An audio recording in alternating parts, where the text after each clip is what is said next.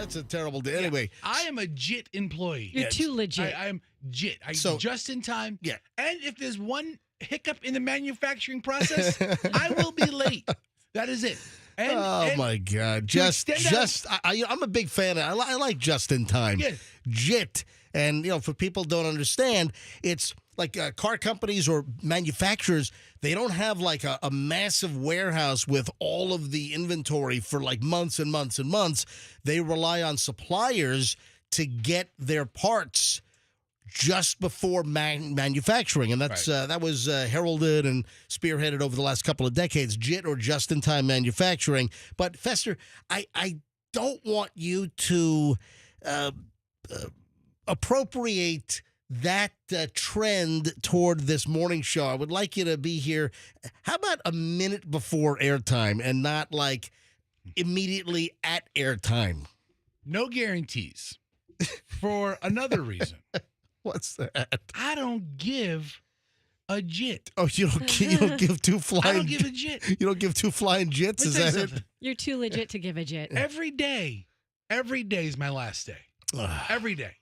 I think every day is all of our last day, but potentially. At least in the media, in the radio business these days. Just in life, it could be our last day. Yeah, I will show up. Every single day. Oh, my God. What the hell is that lady on Channel 8 wearing? Oh, my God. That is hideous. Holy frig. Was that the traffic girl on Channel 8? She's a reporter. Holy hell. That's a lot. Was that freaking awful? Oh, my God. Hey, news director, Channel 8, tell the traffic lady not to wear that ever again. She's not, don't turn us off and turn TV on. She's not on right now. But holy schnitt, that was hideous. Way to chase everybody away from the radio. Oh, my God. Quick, run and turn your TV No, she's not on now. She won't do traffic again first of all, why the hell do they do traffic on TV? That is the dumbest thing in the world. Let's do traffic reports on TV. That makes no sense. Same reason we do. Whatsoever. Well, at least they're in the car. Yeah, hello. You're not in the car watching TV. Oh, yeah, heavy buildup on the interstate. There's heavy buildup on the interstate every day. Yeah, every day. Anyway, hey, big difference 24 hours makes. I had a nice, smooth ride in.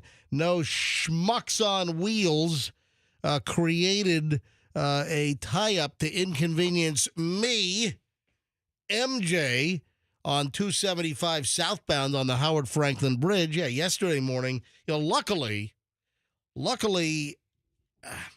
it comes to an accident, obviously it's not luck at all. But luckily, I was there relatively quickly after the accident occurred. There were like 5 vehicles that were pulled over. Right. 2 were entangled. 1 was really smashed up.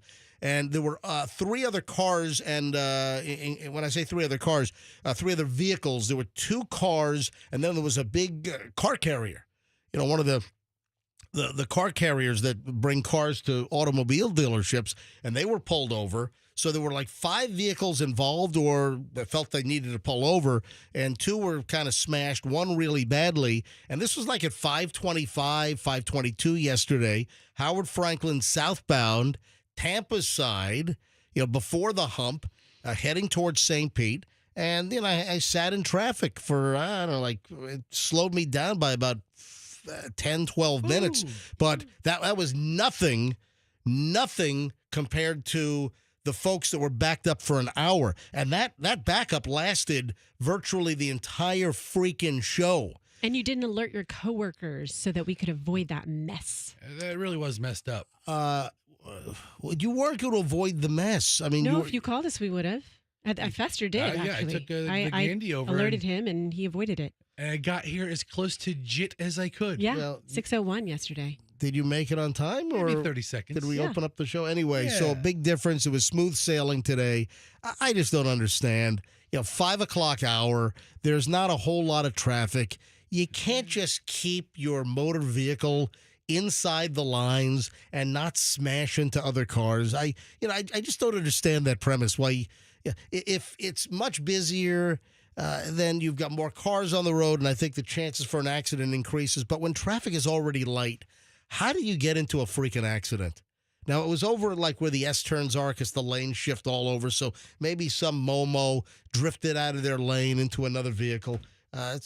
Probably need to request the Florida Highway Patrol accident report on that. You're really invested in this, aren't you? Wow, you really give a jit about this. And the temperature this morning. Have I altered anything about my appearance here at the radio station? No, I have not. I am wearing the typical, just regular T-shirt. And if I back way up, look at you. Hang on a minute. Let me jump. He's showing some leg. So I'm still wearing my khaki shorts and a T-shirt. What does this mean? You can brave the cold? Yeah. Does it mean you have just like superpowers of going out into this you know what? 40-degree weather? You know what? I'm able to walk outside of my house. For 12 feet and get in my vehicle, and I'm able to get out of my car here in the radio station parking lot and walk an additional 32 feet to the front door. In 42 degrees. Daredevil. Listen, MJ's attire is his way of telling you he doesn't work outside without actually saying, I don't work outside. Yeah, so I don't dig ditches for a living. It was 42 degrees when I left my house this morning. Right now, here in St. Pete, it's 43 degrees. I think I saw that Brooksville is at like 35. I think there's even like a 37 out in Brandon. Wow. And, and different. Are you sleepy or over there yawning, Yeah, Roxanne? I did just yawn. I did yawn. Yeah. Because guess what? Am I boring you? Well, I mean, I used to do temperatures Are you on the show. Okay, you're barking into my territory. Right. I used to be like, Roxanne in Tampa, it's that's all 75 degrees. Only thing Mason let you do, right, was the temperature? I got some one-liners in there once in a while. A zinger? A zinger. Listen, zinger. I'm telling you right now that before we brought the MJ Morning Show back, and I was listening to Mason's show, I listened for a whole hour and I heard you for 31 seconds. Yeah, because we did commercial-free music for the majority of the time. 7:30 hit. It was commercial-free. I'm just telling you. Commercial-free. Just getting rolling here on what is this, Wednesday, here on the MJ Morning Show. Obviously, typically a very busy day today. Sure. We've got the Santa sleigh list coming up at 7:30. Man, we're blowing out $1,000 bills all week long already. So at 7:30, I'm going to give you the Santa sleigh list song, and that's Santa's playlist on the sleigh. And I'll tell you what song to listen for. And then when it plays later today, be caller 7 and win $1,000. And we're just blowing out the cash, man. Right around the holidays. That's good stuff. Back in a minute.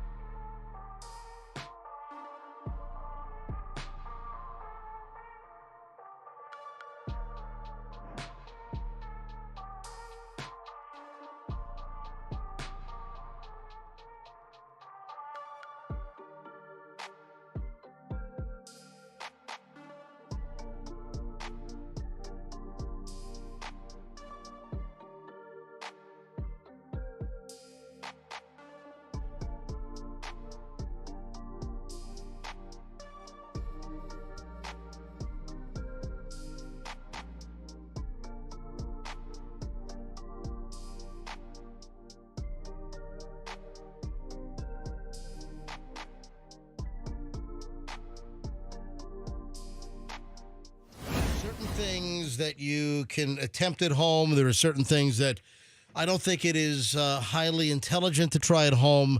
Fester, are you a DIYer or not a DIYer, a do-it-yourselfer? Oh, I try not to be. Do it yourself. Do it for less. Do it for... Yeah. Do you remember that? That was... What was that? Was that a jingle for... It's like a Rickles commercial or something? Rickles. God, I haven't heard that name. Rickles. I haven't heard that name in years. Yeah. Rickles. That's how you know you're from the north. Do it yourself. That sounds like the Addams Family. It was. It was to the beat of the Addams Family. It was based on the Addams. You know what? I think I mentioned this years ago. There was the Home Club fan. The home. When I was out in Los Angeles, this is like 1989, 1990, 91. This was, I think, prior to Home Depot. There was a home improvement store chain out in L.A. I think it was called the Home Club or something. And they had a jingle that was to the Addams Family. It was do it yourself, do it for less, do it yourself, do it for less, da-da-da-da, da-da-da, the Home Club Family, or something to that effect. So, just popped into my head again. All right. So, do it yourself. There are certain things that I do myself around the house. There are other things that I hire a professional for. Or there are certain things that should not even be done at your house by a professional. Although, there are some, you know what? There are some religious procedures where it is done at your house by a professional, so they say. Or not a real professional? No. Well, I mean, not a doctor per se. Like when you say DIY projects, I'll tell you twice in the time I've owned my house, I've replaced my garbage disposal by myself. And folks, let me this is going somewhere. So just stay with me here. Stay with us.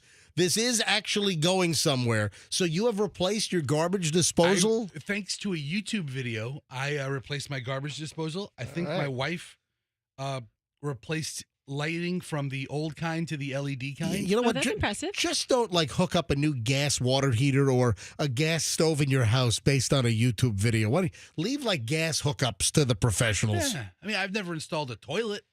Man, my sister can do anything, and no one taught her. She just is smart like that. She can install fans. A toilet? She could probably. I would 100% put confidence in her to come over to my house and install a toilet. Oh, you know what I didn't get to regarding the toilet? There is a disgusting toilet story. You know what? I'm gonna do this in Morons in the News next. I had this in the pile earlier this week. I think I had it in the pile for Monday. I just didn't get around to it. Remind me. Toilet story in Morons in the News. This is grotesque. I mean, just the thought of it. I don't know if I necessarily believe this. I think it was just for clicks and for video views and hits. I don't think this is real, but still, it's just moronic nevertheless. All right, so what is this do-it-yourself project that you probably shouldn't attempt at home? Anybody want to guess? Did I give any clues?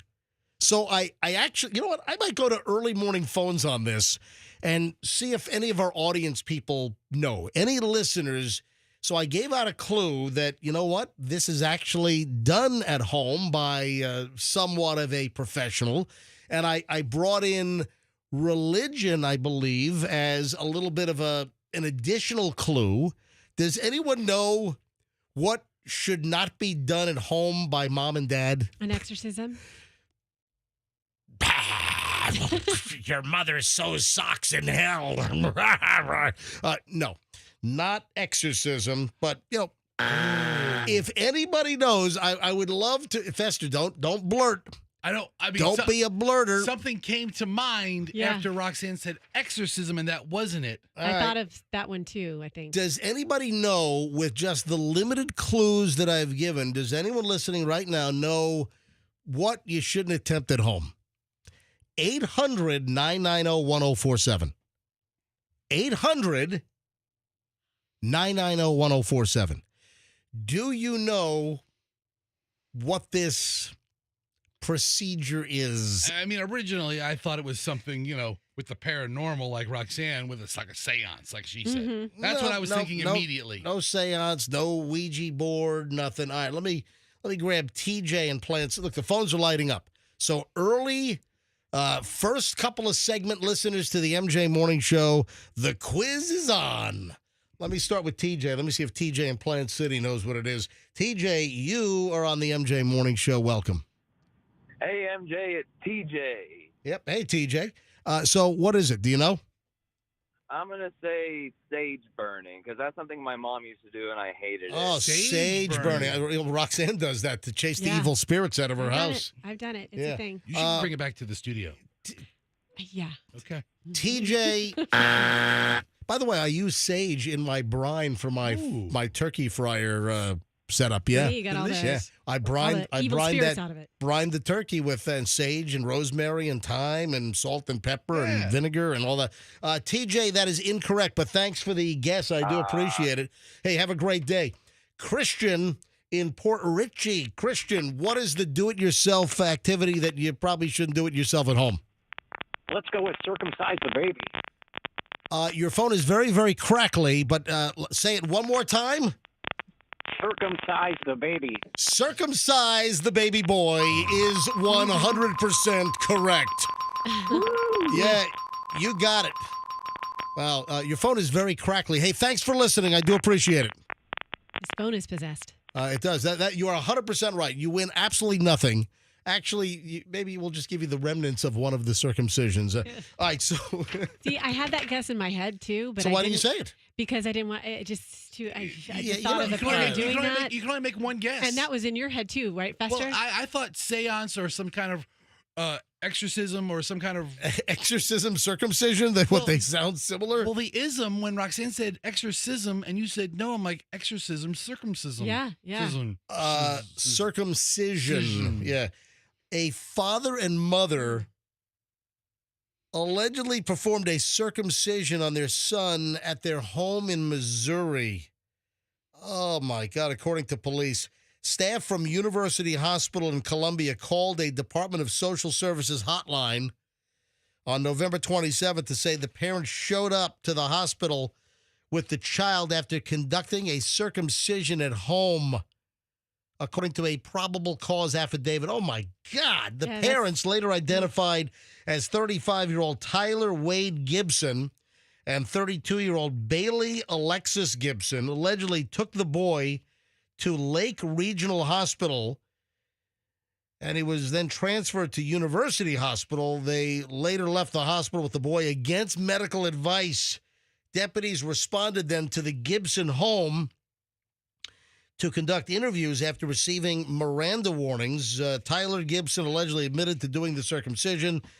He said despite not having any medical training, he completed the procedure after doing research and saying a blessing. What the living F? The procedure did not go as planned. Oh, you think? Duh. So it did not go as planned. You ought to see the mugshot of these two yahoos. It's the last person I want touching my wang at, Oh, so do they have a YouTube video on how to do that? Well, I was just about to ask that. I was just about to ask you to check YouTube. Just type in how to perform a circumcision. You're logged in under me now. Look that up on YouTube. All right, go ahead. 3 easy adult circumcision techniques. Yeah, but I don't think this is going to show you how to do it at home. I don't know. Reverse circumcision. I got news what for the you. heck is that all about? I'll watch that later in my time. Maybe take do-it-yourself. There was an episode of House where somebody tried to self-circumcise himself with a box cutter. Are you serious? Hold on a minute. Bring that up. There's a whole scene. With House? Yeah. I mean, Are you serious? House was a great show on Fox. Yeah. What is that guy doing today? Counting his money from all those House episodes? All right, hang on. From House. Sore throat? Oh, no! Oh, no, he's got a bloody... Oh, it's not lupus. This guy's got khaki pants on and it's all bloody in the crotch. Down. What comes next? My new girlfriend. Never been with a guy who wasn't circumcised. Oh, no! She freaked and... You wanted Rivka to feel all gemütlich. I get it. It's a Shavda. Oh, no. So the guy is showing House... Ah! I got some box cutters and just like Abraham did it. I sterilized them, which I was told you're Stop talking. I'm gonna get a plastic surgeon. House.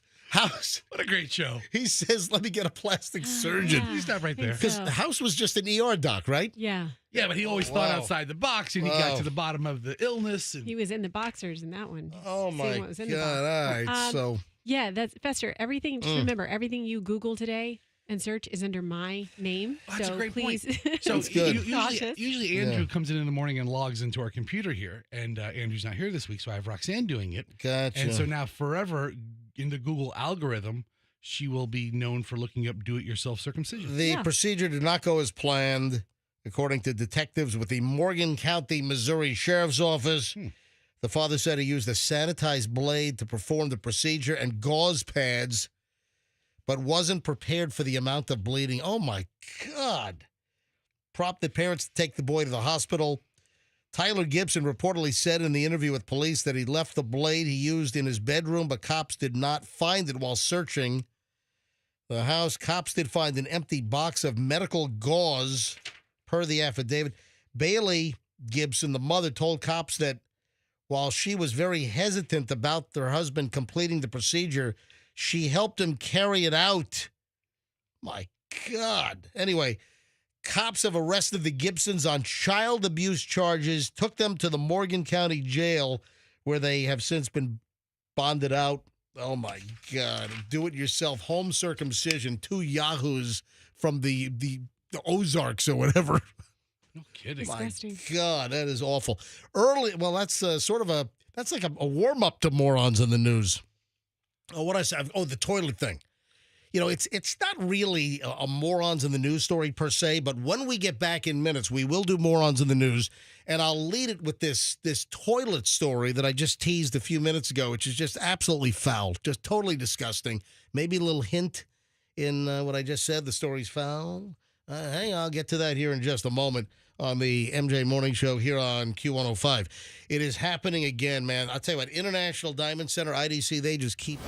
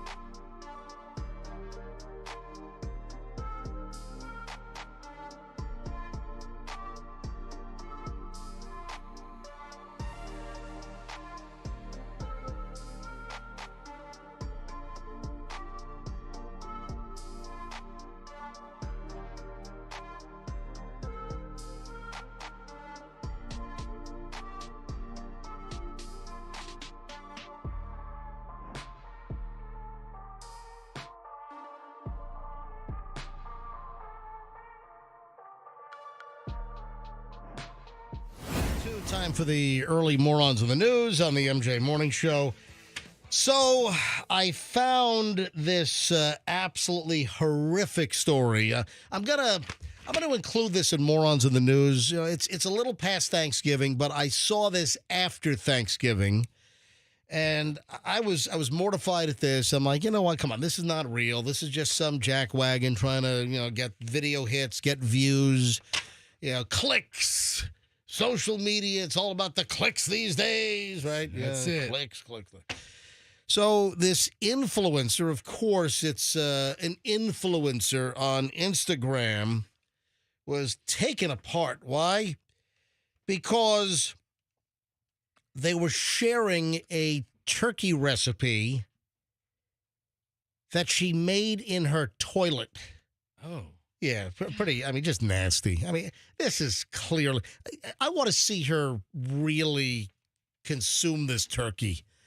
I didn't bother watching, I didn't want to give this individual a click or a view by watching the video. I'll give him a click. But, Fester, you found another write-up on this. This influencer just gets railed with comments after they prepared their turkey in the toilet, like a turkey brine in the toilet. Now, Michelle for Thanksgiving, and again, I realize Thanksgiving was last week, but Michelle, like years ago, bought this bucket, like a pail, and it's this white bucket, and it's specifically made for brining a turkey. Yeah, she's using a different kind of white bucket. Yeah, she's using a poop bucket. She's using a toilet bowl to brine her turkey. And the toilet bowl looks like what it looks like after someone throws up in it. Oh, it's disgusting. It's absolutely disgusting. It's like a public restroom-looking toilet. Yeah, this woman prepares the bird. She adds an orange, onion, celery, spices. Inside her porcelain toilet bowl has the whole, it looks like a 12-pounder or so, 12, 14-pound turkey inside the toilet, and she's doing the brine. She's an idiot. 32-year-old former Minnesota social studies teacher. Why is she a former? At 32 years old, you're a former social. Was she fired? No, because she probably makes more money off of her 340,000 followers. True. My God, it's ridiculous. Her handle is Kate Will Try Anything. So I guess she makes her living doing stupid things just to get clicks. Quirky things. Yeah. I don't see her enjoying How the many turkey. How many followers does she have? 340. 340,000 followers. I'm scraping to get to 25,000. Yeah. Well, why don't you start I'm at like 23,000 now. I'm scraping to get to 25,000. And this imbitard has got 340,000 followers by putting turkeys in a toilet bowl. Yeah. Cook a toilet turkey, and you'll have her followers, MJ. I dare you. How about you put a ham in a urinal? Oh, it's not too late for you, man. No. Yeah, I don't believe for 1 minute. So allegedly she took the turkey out of the toilet after the preparation and then put it into a aluminum pan and then put it into the oven, roasted the turkey. And I just want you to know that fecal contamination is not a good thing. You know what she says? E. coli. Yeah. She says, don't freak out. Germs are killed at 140 degrees. I cooked this at 300. Yeah, I'm still freaking out. And I'm not. E. coli. They ought to do that, E. coli. E. coli. E. coli. What do you think? That works well. Mm-hmm. Whenever we have an E. coli story in the future, I'm just going to go, E. coli. That's what I'm going to do. What's that from? Yeah, the Ricola commercial. Oh, you don't know what this is from? Ricola. No. Whoa, what? I don't. You don't know about the lozenge? Whoa. You No. have never seen the guy with the giant horn in lederhosen on top of some Swiss mountaintop? Nope. Get the bleep out. That is, you're lying. I haven't seen it. You've never seen a Ricola commercial? No, I don't watch commercials. If a commercial turns on, I go somewhere else. You've never heard of Ricola? No. You've never heard of the lozenge, a Ricola cough drop? I know what a Ricola is. I've taken those if you have a sore throat, of course. But I've never seen this guy. Fester just pulled it up. You have never heard this? Ricola. Nope. All right, something's wrong there. Really? What's wrong? What's wrong? I can't believe. Good use of my time. No, it's like you've been living in a in like, what was that movie Room? I mean, I can't believe Roxanne's never seen a Ricola commercial. You were kidnapped. No, I'm doing you were kidnapped and placed in a plywood box. Well, no, for the last actually, 35 years. No, I don't just stare at my television or a YouTube video and watch the commercials. I go do other stuff. I cook dinner. I fold some clothes. I don't stare at commercials. Commercial. I got to fold clothes. What a revelation. Call me when it's back on. I don't watch commercials. Roxanne has never heard of Nope. I mean, the more you play it, the more familiar it sounds. Maybe in the background somewhere, but well, yeah, even the background, just hearing it. You're really bent out of shape. Yeah, for not you're knowing really. what E. coli. Hey, MJ, certain things set you off. What's that from? Wow, no, I'm shocked. I can tell. I'm like P. Diddy over here. I'm shocked at this information. All right, so we are shocked at your level of shockness. Yeah. All right, so as we roll on with Morons in the News here on the MJ Morning Show, gotta love the Villages, man. DUI suspect found urinating in bushes after crashing in the roundabout. Is that so? Strange? You have a DUI, you have a couple of drinks in you, you gotta go. Tell you what, the Villages are really heating up this holiday season, you know? Just sometimes I'll go for like a month or two without a good Villages story, and then boom. No. Yeah. This is their season. Yeah. A drunk driving suspect found urinating in the bushes after crashing in a roundabout in the Villages. This dude was driving a 2018 red Ford SUV. Crashed Monday in the roundabout at Buena Vista Boulevard. According to the arrest report from the Sumter County Sheriff's Office, witnesses called 911, provided a description of the driver who fled on foot. Crashes his car, he's all liquored up, flees on foot. The disabled vehicle was ditched in the roundabout. It's just all... You know, what is it with roundabouts? Do you remember when they installed the roundabouts over in Clearwater? Uh-huh. And, like, people were, like, getting into accidents. It's like, it's a very efficient way. I mean, roundabouts have been used, like, in Europe for decades. And I think they were using chariots at roundabouts back in the day. We don't want to hear about that. Do people panic when they get into a roundabout? Well, whoa, I'm in it. I can't get out. Wait. Where do I get out? It's like I'm in a cyclotron or something. I'm in a centrifuge. Exactly. My God. The driver identified as 54-year-old Leonardo Laurenti Benjumea Zuluaga. Wow. That's the only reason why I did the story is the guy's name. That's a mouthful. The dude's name, Leonardo Laurenti Benjumea Zulaga. I'm sorry, Zuluaga. Yeah, Zulu. We got a Zulu in there, Zuluaga. Holy crap. So this guy crashes his vehicle in the roundabout up in the Villages. Airbags deployed. I mean, this guy really smashed this car hard. Sure, you hit the middle of the roundabout, you're going to get the airbags in your face. Airbags deploy. And then empty Foster's beer can and a metal tumbler contained another type of alcoholic beverage inside the SUV. Yeah, the dude's a native of Colombia. And then he was finally apprehended. They caught him peeing in bushes after fleeing the scene. My God. So he struggled through the field sobriety tests. Probably had trouble pulling his pants back up. He provided breath samples of a .181 and a .171. So this guy was blasted. Remember, .08 is the legal limit, but of course you can still get busted for DUI even if you have less than a .08. This guy's sitting at a .18. My God, this guy's getting close to a .2. My God. Anyway, he was taken to an emergency room, medically cleared, booked into prison, or booked into the Sumter County Jail, I should say. Schmuck on wheels. 6:52 at the MJ Morning Show. Early Morons in the News. And a disgusting, I think, a phonied up turkey toilet story, to be quite honest. That's just for clicks. How many? 340,000? You know what? I got to do, MJ tries anything. I got to try that. I'll do anything for followers. Yeah.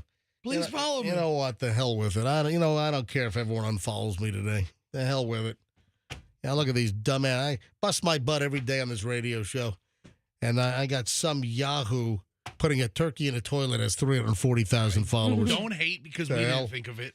All right, 6:52. The heck's what are these noises? A commercial just popped up on my phone that I was going to watch. A commercial of a fiddle or something. All right, 6:52 at the MJ Morning Show. We start the 7 o'clock hour next.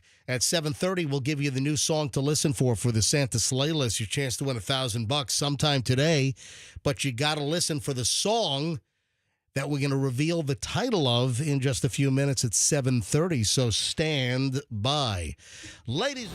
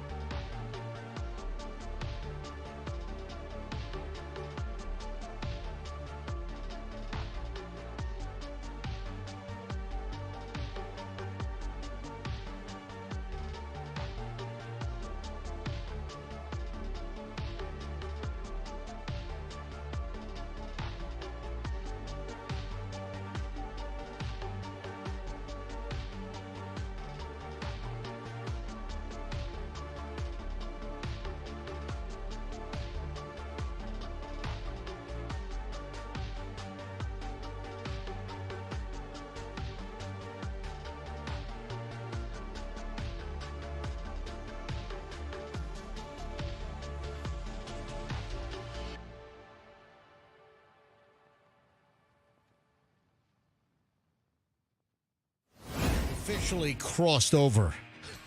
We have, what was that dude that was on TV or wrote a book or something, like crossing over? Am I misremembering something? Wasn't he like a psychic or something? He would talk to the audience. Yeah, was that what was his name? Remember, he would try to like probe people and like get them to admit certain things. What was that guy? Oh, yeah, Fester just found it. Crossing over with John Edward. What happened to that guy? Oh, yeah. My God. Well, he got in trouble. What was he in trouble for? John Edward. Yeah, look up his go to Wikipedia and look up, see if there's a controversy section on this guy. Crossing, so we've crossed over, ladies and gentlemen. We've crossed over into the 7 o'clock hour. And what I was about to tease is that at 7:30, I will announce the latest song for you to listen for.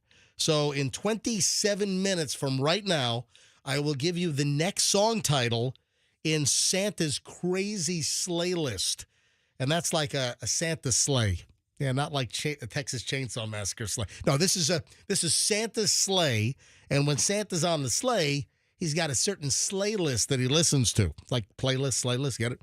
and he's got some whacked out songs. So I will give you the song title of one of Santa's sleigh list songs in about 27 minutes, and then you listen to Q105 all day long, and when that song plays, be the seventh caller, 800-990-1047, and you win $1,000. So we've already given away 1,000 Monday, Tuesday, and here we go. It's Wednesday.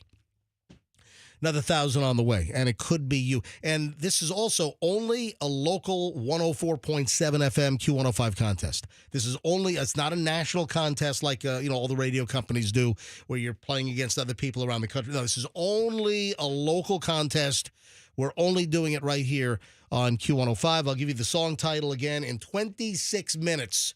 And then heads up for that sucker to play. All right, did you find the John Edward controversy? I'm looking. I don't see any crazy controversies. Some people call his abilities into question. Yeah, but you know what he was doing? He was like prompting folks. He was. What is the word I'm looking for? He had foreknowledge of information before he would do hot reads on on people. So wouldn't he like pick people out of the audience and do like these reads? But he had some prior information that made it seem like he was a psychic, or a lot of times these psychics, they get you to disclose things. They kind of there's a word I'm looking for. They kind of probe you, not like an alien butt probe or anything. Unfortunately, but they kind of they quick question. Yeah, they strike a rapport with you. Yeah, and you give them information. People reveal certain things, and then they key off of that. And it makes them seem like, oh, they're all psychic. And, the people that believe this crap. They'll be like, hey, MJ, when you met Michelle, were you wearing, was it a blue or was it a red shirt? And you're like, oh, it was a red shirt as much. Yes, that's right. That's what I saw, a red shirt. Yeah. And no, you just said blue or red. So that's fishing. They go fishing. They go Yeah. fishing, and people provide certain clues, and then they kind of continue to fish, and then some people are just gullible suckers, and they believe in this stuff. All right, so Fester's on Wikipedia. I mean, I also see stuff that it said that they would edit to make it look like he was more. Yeah, he was a TV personality. Yeah. So they're in studio for 8 hours. Hold on, Fester, go up. Stop right there. In another incident, Edward was said to have used foreknowledge to hot read in an interview on the television show on Dateline. So what, Dateline put him to the test at some point? None of his readings contained the kind of specific information that would raise eyebrows of suspicion. John Edwards was a bad cold reader. He, too, struggled to get hits, and in one attempt shot off nearly 40 guesses before landing any significant targets. All right. What? Don't you love it where the psychic, and I don't know if I've seen this on TV or in a movie or whether this was just joked on, but you hear the psychic will go, hey, did you have a grandmother who died of cancer and her name started with a G? No, and no. Okay, hang on, I must be getting some other cross reading here.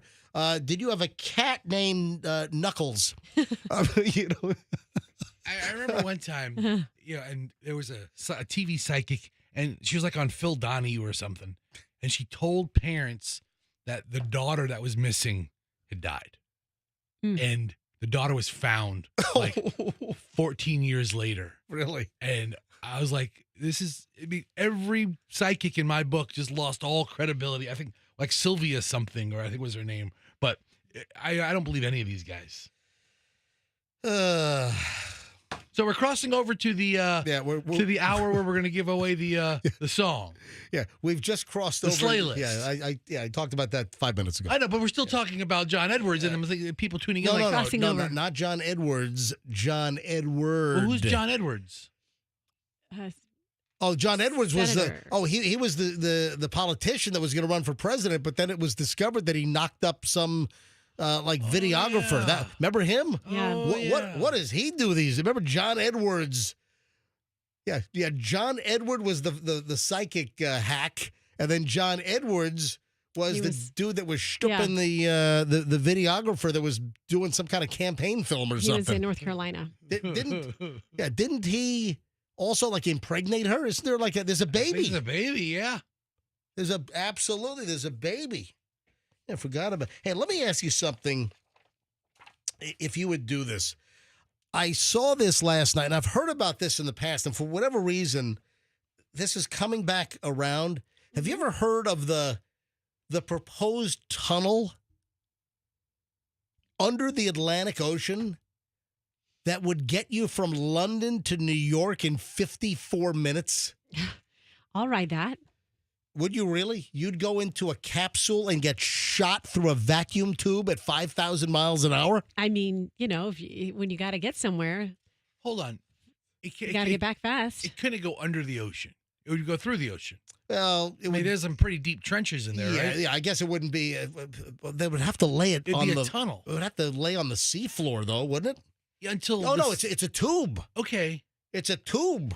I'm one of those people who always says I'm ready for faster transportation. So if this is our option, I have to take it. So a flight from London to New York is roughly how many hours? 6-7 hours. 7.5, 8 hours. It depends on the jet stream and what kind of a headwind you face. But let's just go with 8 hours. Flight from New York to London, about 8 hours. And again, you've had these dreamers that are trying to propose a transatlantic tunnel. And this is like a futuristic project, and it just keeps popping up. I remember hearing about this years ago, and I just saw another story on this. This thing would cost like $20 trillion. I don't know how this would make economic sense, but there has been this proposal or this dream to build a transatlantic tunnel. And it would be like a vacuum tube technology that would shoot you in a capsule like a bullet at about 5,000 miles an hour. And it would take about 54 minutes to get from London to New York City. I mean, you'd be in a pressurized capsule. It's a vac train is what it's called. You know what it reminds me? A vacuum tube train. Like when you're at the bank? Yeah. And you put your money in the capsule? No, that's what it is. A vacuum tube. Yeah. It's similar type technology, but somehow they would be able to get to speeds of 5,000 miles an hour. So Fester, I do remember what I read. So it wouldn't necessarily a typical tunnel these days. Like if you go in a tunnel, I don't know, like the Lincoln Tunnel or the Holland Tunnel, up in New York, or the Chesapeake Bay Bridge and Tunnel, Virginia Beach to the Eastern Shore. It goes under the seabed, the bedrock. Yeah, so it goes underneath, but you're not dealing with ridiculous depths. Exactly. So I guess if they ever did the tunnel from London to New York, which I'm telling you right, this is never going to happen. Never. There are cables. I think Star Trek materialization, where they dissolve you and then put you back. That's going to happen faster than a tunnel underneath the Atlantic. But I remember what I read, that because, yes, the Atlantic, you've got depths that are so freaking deep, that would be impossible. It would be the proposal would be a tube that would be floated underneath, 150, 200 feet down. Then across. Yeah, and then across. I mean, can you imagine the logistics? Listen, you thought that Ocean Gate sub to go see the Titanic might be a little risky? Mm-hmm. So, Roxanne, you're telling me a tube spanning thousands of miles, let's say that was just kind of floating 100, 200 feet below the surface, you would get in a capsule and get shot at 5,000 miles an hour? Well, I would want to see what it does to your body, like what the effects are on your body. I'm sure, traveling that fast does something, right? I don't know. If you're in a pressurized tube, how fast are you traveling on the Concorde? Was that 1,000 miles an hour or, more than that? I guess so. How fast was the Concorde? Well, the Concorde broke the speed of sound. So the Concorde... so speed of sound is about 770, somewhere in that vicinity. All right. If I were to guess, I think the Concorde probably rolled at, I think 1,000 miles. What was the speed? I'd say 1,000 miles an hour, or just over. Yeah, so 767, I think, is the speed of sound. Speed of sound, I roughly said 770. You were off. I mean, way off, way the hell off. Speed of the Concorde. How fast did the Concorde go? But, To answer your question, I said 1,000 miles an hour on the Concorde. What is it? Can you find it? is that 2179? What's that? Oh, that's kilometers. Kilometers. All right, so you got to Miles. Yeah, so I hate the Canadians. So what was the speed of the Concorde in miles?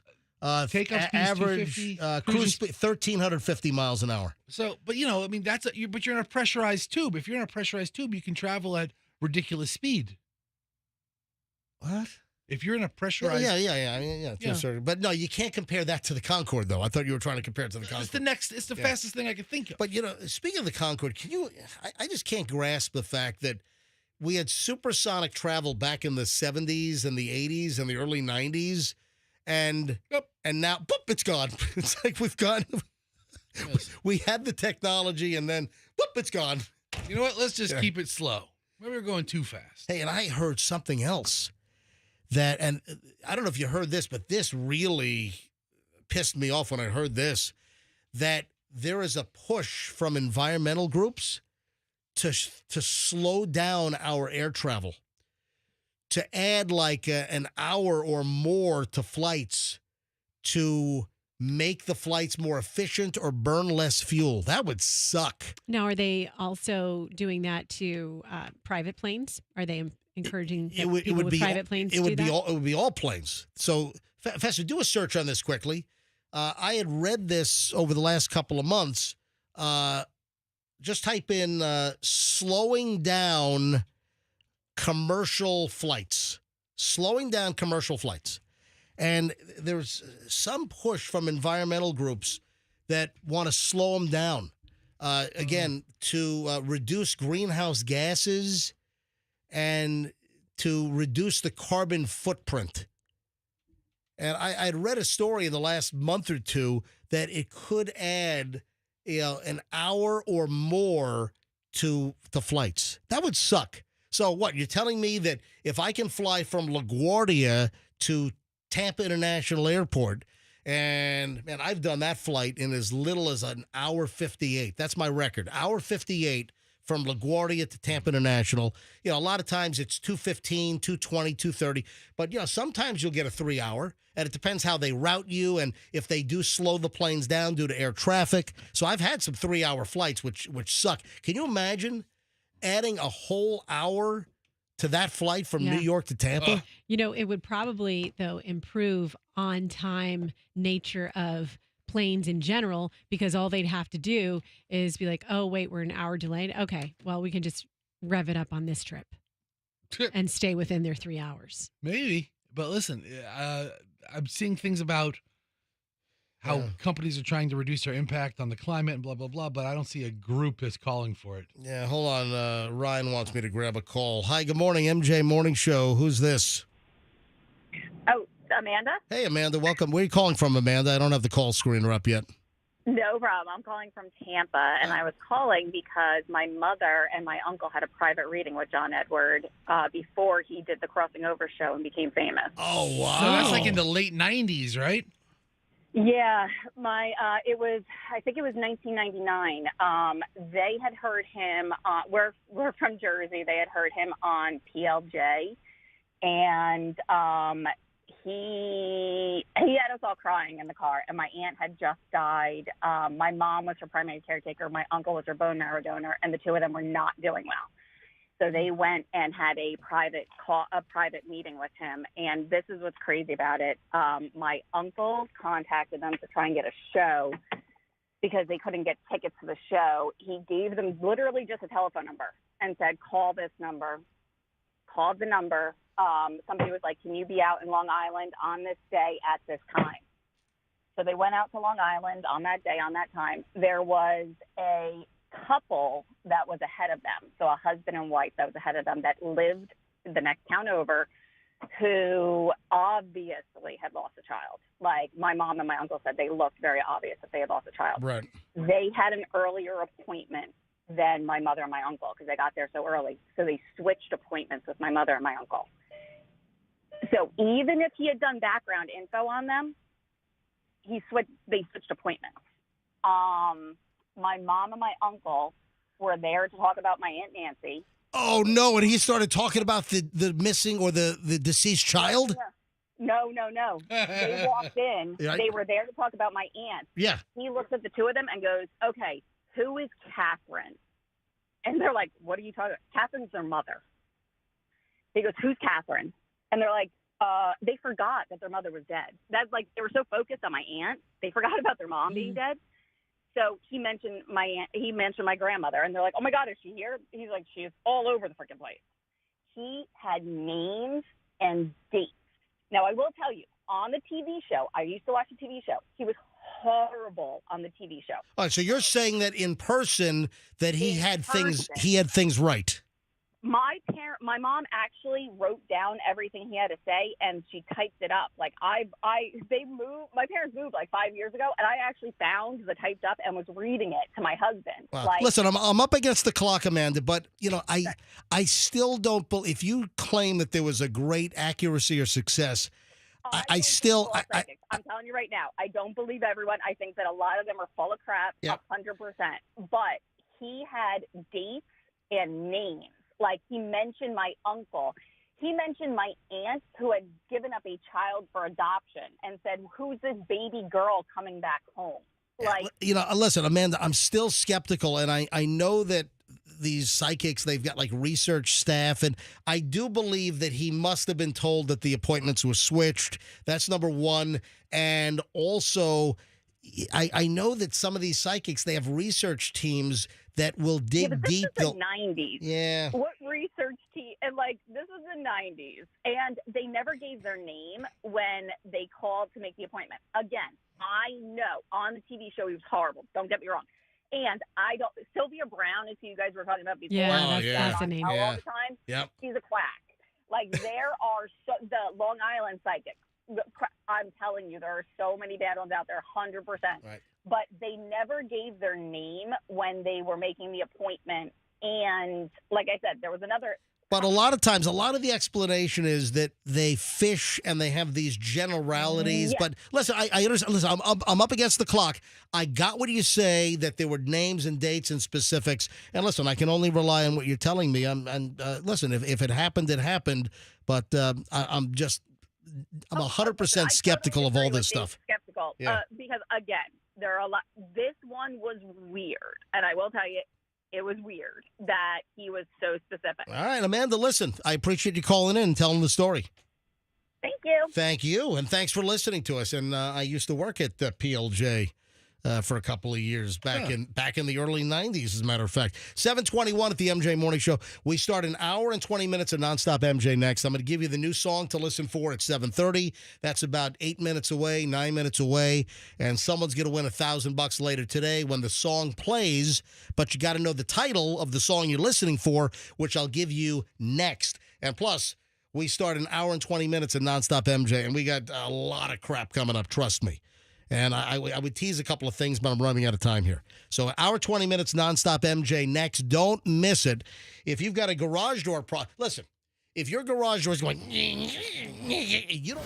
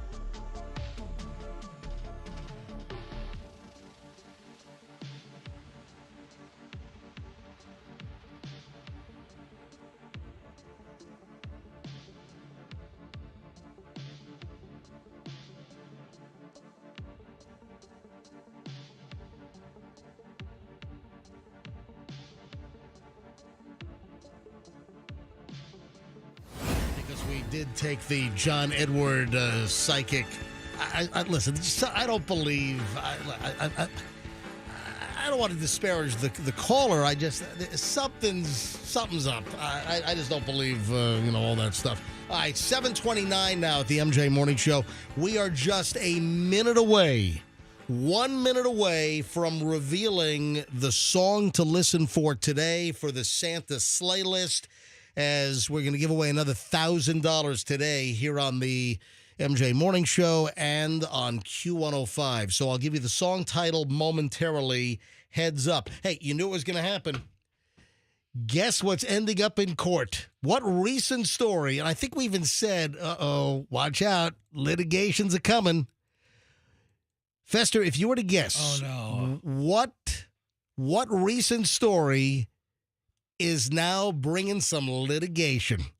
Your litigation station, the MJ Morning Show on 104.7 FM. I don't know. What is it about? Come on. Think. Come on, think. Come on, think.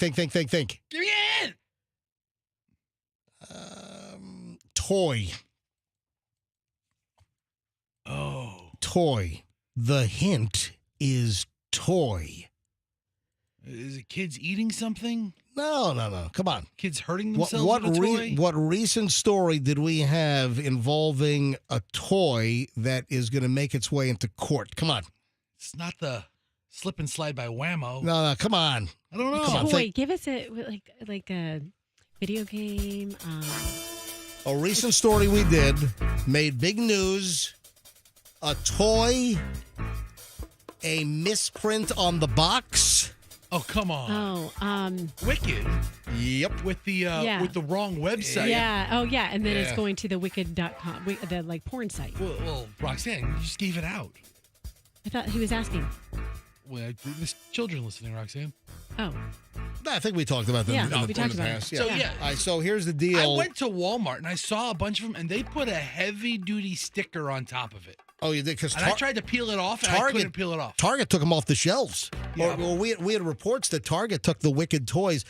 Folks, if you don't remember the story, we had this last couple of weeks, that with Wicked and the huge success that Wicked, the movie, had at the box office. And you know what? I want to revisit the Wicked book, because we had a discussion on this late in the show yesterday about the Wicked book. Parents, Do not buy the Wicked book for your kids.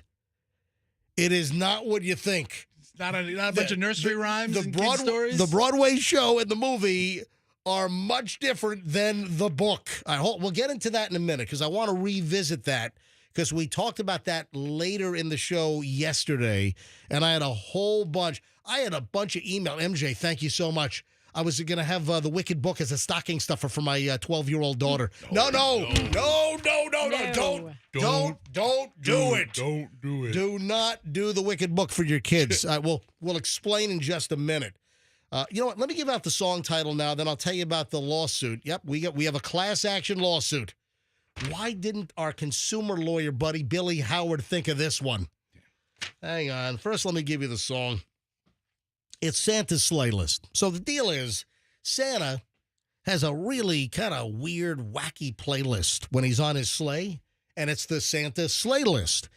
We're going to give you a song title, one of the songs that Santa has on the sleigh list right now, and then you listen for this to play sometime today here on Q105, 104.7 FM.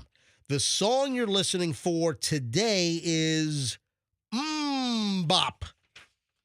Bop. So, Hanson. Yes. Hanson's Bop. Bop. That's the only thing. I don't know anything. I don't know other. For $1 million, if someone said, "Hey, MJ, can you name another word in that song, or can you come up with one of the lyric from the song Bop?" I would lose $1 million. Yeah, I mean, it would be a big fat. Oh. I mean, forget about naming another Hanson song. I can't even finish that. That's one song I know. I don't think they did any of the songs. It was only bop, bop, bop. All right, when you hear bop by Hanson, be the 7th caller. It's going to happen sometime today. Got to listen all day. When you hear bop, be caller 7-800-990-1047 and win $1,000. Didn't they have like a tragic demise? The No, three brothers. No, they're all alive. Oh, that's okay. the Jonas Brothers. They were in a fiery truck crash or something. I knew it was one of them. Anyway, so Bop Hanson, when it plays, be caller 7-800-990-1047. Win $1,000. Back over to the Wicked story. Mattel was sued yesterday by a South Carolina mother because they mistakenly put Wicked.com on the box instead of WickedMovie.com. And I didn't know this until the story came out, a month ago or so, or 3 weeks ago. I didn't know that Wicked is a big porno film company. You don't want to go to Wicked.com on any shared computer. Please don't do it right now, Vester. You want to go, but you don't want to go with Wicked. Wicked.com is a porno site, and Mattel printed up like millions of boxes, apparently, with the wrong URL, the wrong website address on the side of the box for the Wicked movie action figures. And some stores took them off the shelf. I remember hearing that Target took them off the shelf, and that some people that even happened to find a Wicked toy on the shelf when they brought it up to the checkout, they had already disqualified the barcode from the system and wouldn't let people buy it. But, Fester, you're telling me that Walmart has the Wicked toys and they placed a sticker over top of the offending URL website address? I went to one of the Walmart. This is a couple of weeks ago already. And I picked up the box, and in the bottom right-hand corner where it was very, very fine print, there was a small, very, very sticky sticker. What I mean by that is I couldn't scrape it off. Because I'm there in the aisle trying to scrape the sticker off, and if I would have saw the web address, I would have bought the box. But I couldn't get it off without ripping the cardboard underneath it. I'm like, okay. So they kind of fixed the problem. Someone's going to be able to peel that off. Does she have a case? See it still? Because Mattel was really out in front of this. Yeah. It's not like it's something that came to them, or eventually it did. Well, why don't you just put your feet up on the counter, kick back. Let me give you the rest of the story. They have a video like that at Wicked.com. In a proposed class action filed in federal court in Los Angeles, Holly Ricketson said she bought a Wicked doll for her daughter, who then visited an adult website through the link provided by the toy maker on the box. Whatever. Ricketson said her daughter showed her hardcore photographs from the website, and both were horrified by what they saw, suffering emotional distress. Yeah, I don't see. How old's the lady's daughter? I didn't see that. But anyway, so this woman is from South Carolina. The class action was filed in Los Angeles federal court. The plaintiff said that she would not have bought the doll had she known of the mistake. And Mattel has not offered refunds despite recalling the dolls on November 11th. So that's a little bit of a misnomer because they didn't really recall the dolls. No. They said to some retail outlets, if you want to pull them off the shelves, you can. But the recommendation was to cover the URL with a sticker or to scratch it off, scratch the cardboard, or to take a heavy black marker and try to, magic marker out the offending porno URL. All right. I wonder if you could just take a really small, it's obviously written in small print, take a little, cut that little portion of the box out with a fine, that's like an X-Acto knife? Yeah, well, that's what they're saying is, scratch the cardboard or just score it out with an X-Acto knife. Yeah. There are a bunch of ways to obscure or remove the URL. Oh, but Mrs. Ricketts gets a unadulterated box and her daughter goes to the website in the back? Maybe before the story broke that they had the wrong URL, the toys were already on the shelves for some time, in anticipation of the movie coming out, around Thanksgiving. Mattel did not immediately respond to requests from the media. They have expressed regret for the error. Mattel is based out in California in El Segundo. Is that why it was filed in Los Angeles? Must she be. lives in South Carolina? Yeah, must be. Mattel recommends the dolls for children age 4 and up. Seems like they should have recommended the dolls for children 18 and up with a pornographic website. So the lawsuit, which was filed yesterday, seeks at least $5 million in damages for anyone in the United States who bought Wicked dolls whose packaging included the errant link. It accuses Mattel of negligence, selling products unfit for sale, and violating California consumer protection laws. Well, she's in South Carolina. Okay.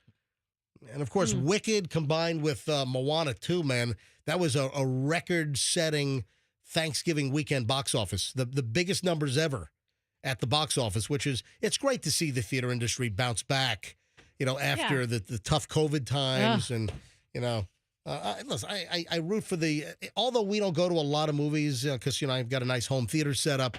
I do go. I do go. Occasionally to the theater. Like Michelle and I went to that really crazy movie with. Remember we went. Which one was that? Yeah, the crazy one with Demi Moore. None of us can remember it. Yeah. Oh yeah, what was that movie? Yeah, what was the title of that thing, man? I thought that thing was fantastic. That was the most unique movie that I've seen. The Substance. Yeah. The Substance was just, I thought it was fantastic. Different than anything I've seen. And that was the one that people walked out of because it was so disgusting. I didn't walk out of that. I know. I was like, wow. You're like, give me more. Give me Demi Moore. Demi Moore. Hey, speaking of celebrities, I didn't get to I had Britney Spears in the pile yesterday, and I had some of the audio of Britney Spears and her birthday gaffe, and folks are getting concerned again about Britney Spears on a couple of levels. Is she starting to, lose it again, or has she never really actually gotten better? But we've got a couple of Britney Spears angles. First of all, she was getting on a private jet. Did you see the video and the pictures of her getting on the private jet? I meant to talk about this either Monday or Tuesday yesterday, and we just didn't get around to it. So Britney Spears gets on a private jet apparently to celebrate her birthday, and she's getting on some kind of a black private jet, and she's at one of these private terminals at FOB, and she's walking on the airplane, and she's got in her hand a grill lighter. And I happened to I brought mine in because I used this. This is a blue multi-purpose Bic. Look, see. Look at that. I'm holding it up to MJ TV. I'm like at a concert circa 1987. I'm holding up. Hey, did anyone ever bring these grill lighters to concerts? Why not? It makes such a good idea. Instead of a regular Bic cigarette lighter, anyone bring a grill lighter? By the way, I'm igniting this right here live on the air, and you can see the flame. And maybe later on we ought to play Cheap Trick's The Flame. Yes. Yeah. So I'm holding this. Britney is walking onto the airplane holding one of these barbecue butane lighters. I mean, what the hell is she walking on a private jet? Is she going to light the jet on fire? Does she have a hibachi grill? What's the problem with that? Jet is on fire. That's not her song. I know. That's the irony. Alicia Keys. Okay. All right. Listen, MJ, can you not bring those on planes? I mean, you can bring them on private planes, right? Well, you can't bring it through TSA. Well, you're allowed to bring a regular lighter, I believe, on an airplane, right? I don't think that's prohibited. I don't think you can walk through TSA with a cigarette lighter. You know what? Look that up. I think. No, look, really? Look that up. Yeah, I don't know. Question. Just type in TSA quickly. I don't smoke. I don't know this crap. Cigarette lighter. All right. Can you? Yes, you can. Yeah, I thought you could. So the short answer is yes, but there are some rules you need to follow. The Transportation Security Administration has specific guidelines for lighters to ensure everyone's safety. Let's dive into the details. But yeah, you can take one disposable or Zippo lighter on a domestic flight with fuel. That doesn't seem safe at all. So you can bring a cigarette lighter on an airplane. But why would Britney Spears need to walk on a flight with one of the long plastic-handled barbecue lighters like I'm holding up right now on MJ TV? That's a good lighter. You know what? I ought to light this camera system on fire. You're turning into a pyro right before our eyes. Maybe she was going to light some candles on a birthday cake. Guess what? She doesn't have a good history with candles. She burnt down her home gym like 4 years ago because they caught on fire. Remember that? I don't. I don't remember hearing that. Dude. I don't remember hearing it. Google this. Type in Britney Spears 2020 fire. And Britney Spears, she had an accident. She burnt down like her home gym with candles like 4 or 5 years ago. Did you type it in? I did. Yeah, here I see it. Oh, look, right there. Look at this. Britney Spears reflects on her 2020 gym accident. Shared photos on Instagram of the remains of her home gym that she actually had. She says, "Hi, guys. I'm in my gym right now. I haven't been here in like 6 months because I burnt my gym, unfortunately. I had 2 candles, and one thing led to another, and I burned it down." Yeah. She burned it down with a candle? Yeah. Remembering when I burnt down the gym in 2020, Spears first revealed that she had set her gym on fire by mistake in April of 2020. We don't need lighters in Britney Spears' hands, okay? Let alone getting on a private jet. Oh, the gym, she burnt the thing to the ground. Oh, she toasted the place. Bunch of melted plastic kettle balls. All right, and then the audio bite. So it was just weird. She's walking onto the airplane with a barbecue lighter. Which, by the way, I use this to ignite my liquid propane grill outside for the turkey fryer, which was flawless and absolutely delicious. But then she gets her age wrong. She starts joking about being 5 years old, and then she's got this little baby voice going on. All right, listen to this. It's my birthday. I'm not turning 42. I'm turning 5. All right, so she says, it's my birthday. I'm not turning 42. I'm turning 5. I think she is turning 43, though, right? But, well, that's the point I'm just about to make. Oh, yeah. Well, let me play it again. It's my birthday. I'm not turning 42. I'm turning 5. But she even got her age wrong. She's not turning 42. She's turning 43. She's 43, and she's saying that she's 42, but then she's joking that she's turning 5. It's my birthday. I'm not turning 42. I'm turning 5 this year. I'm turning 5 years old, and I have to go to kindergarten tomorrow. What the hell is she talking about? I mean, this is her idea of a joke? Is it? I don't know. What? I'm going to kindergarten tomorrow. I'm 5. Is that her idea of a joke? Did she go to kindergarten today? No, she didn't go to I kindergarten. mean, that would be really following. And she's talking about her birthday cake. Baby strawberry, a very, very cute baby cake. Oh, very, very cute baby.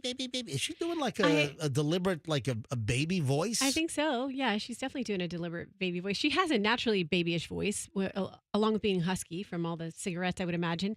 But she's also doing like. How do you have a baby voice and be husky as well? Because she has that babyish kind of voice, because she's basically a 14-year-old trapped in a 43-year-old's body, because she turned famous when she was 14, and I don't think she's ever matured beyond that. I'm not really sure why the paparazzi have me going on a plane looking like I'm wearing a Jason mask. It doesn't even look like me.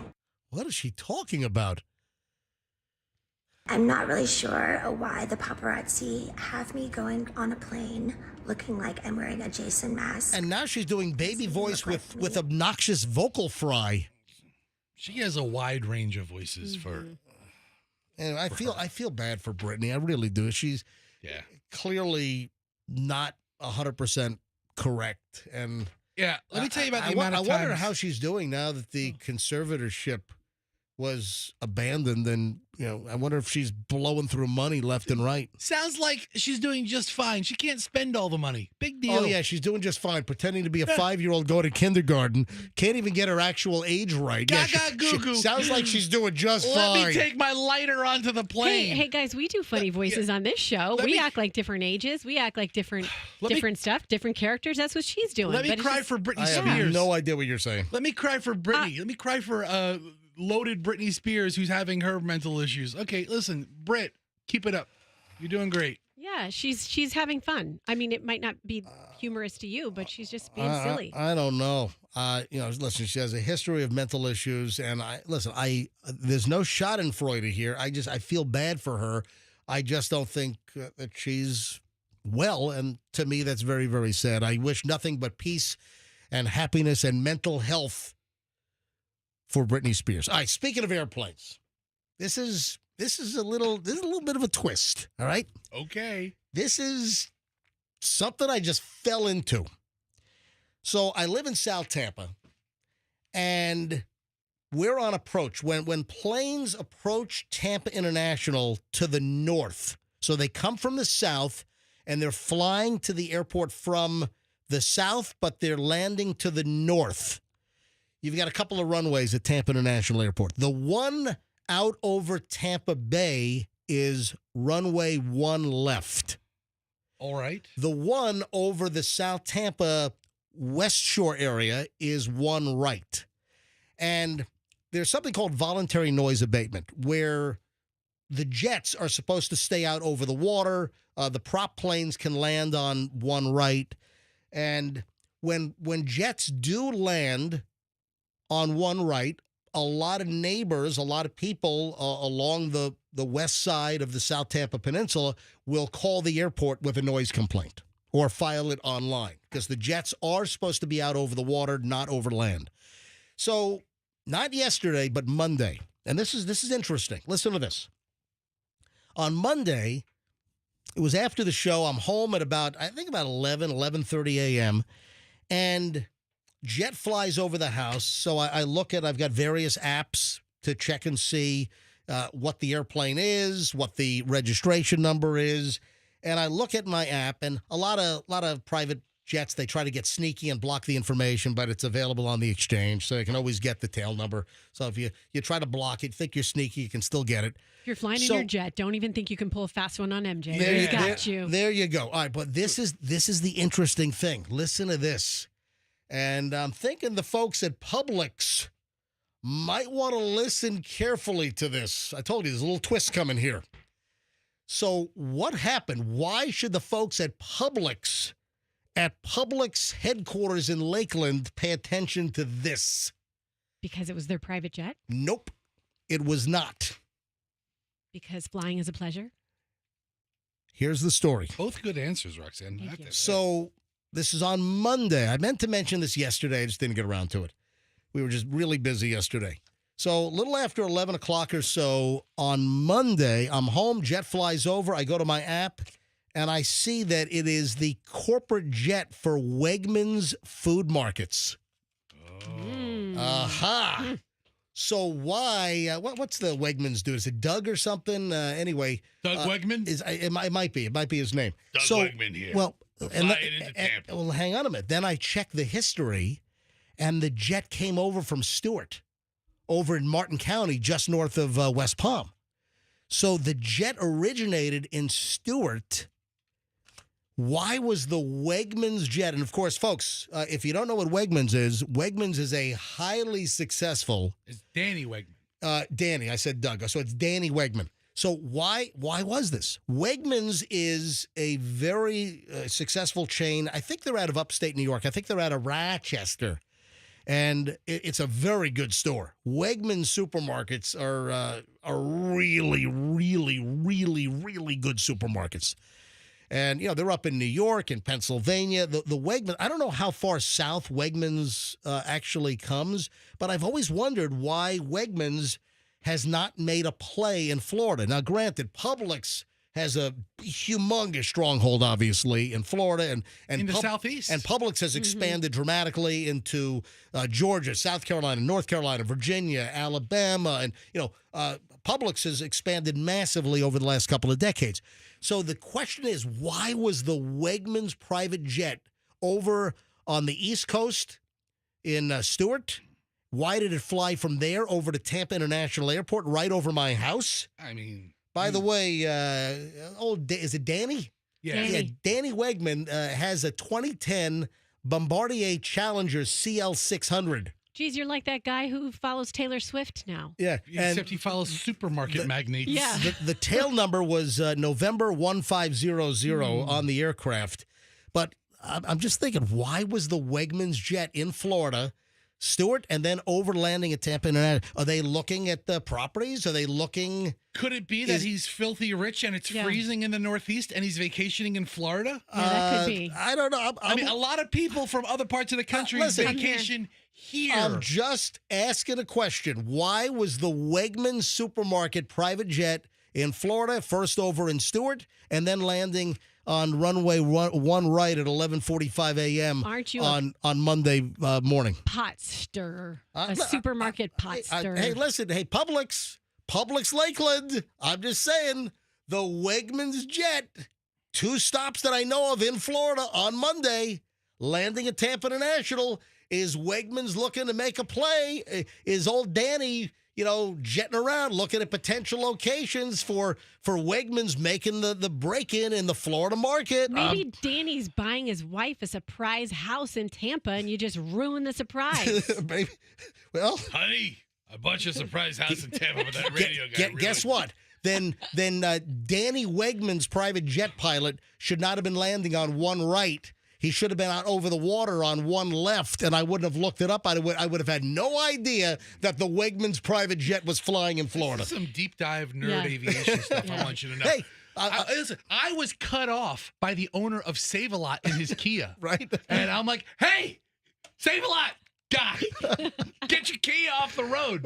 Right. He gave me the middle finger. I mean, so very rude from the Save-A-Lot guy. If Wegman, listen, I'm just saying, if Wegmans made a real strong play in Florida, it would be serious competition for Publix. Right. So if you're talking about the supermarket game, I'm just saying it would be serious competition there's for Publix. There's a couple of different supermarket options, but Publix has no competition. I mean, Publix is Publix. The Winn-Dixie experience, the Aldi experience is different than the Publix experience. Listen, but Wegmans... But if Wegmans came... Wegmans is a very elevated store. I mean, listen, Publix ain't shaking in their boots at Food Lion, or even Kroger for that matter. But you think they would be... But if Wegmans came in... You think they'd be concerned? It would... I agree with you. It would change the supermarket landscape. Yeah. So why was the Wegmans private jet landing at Tampa International on Monday morning?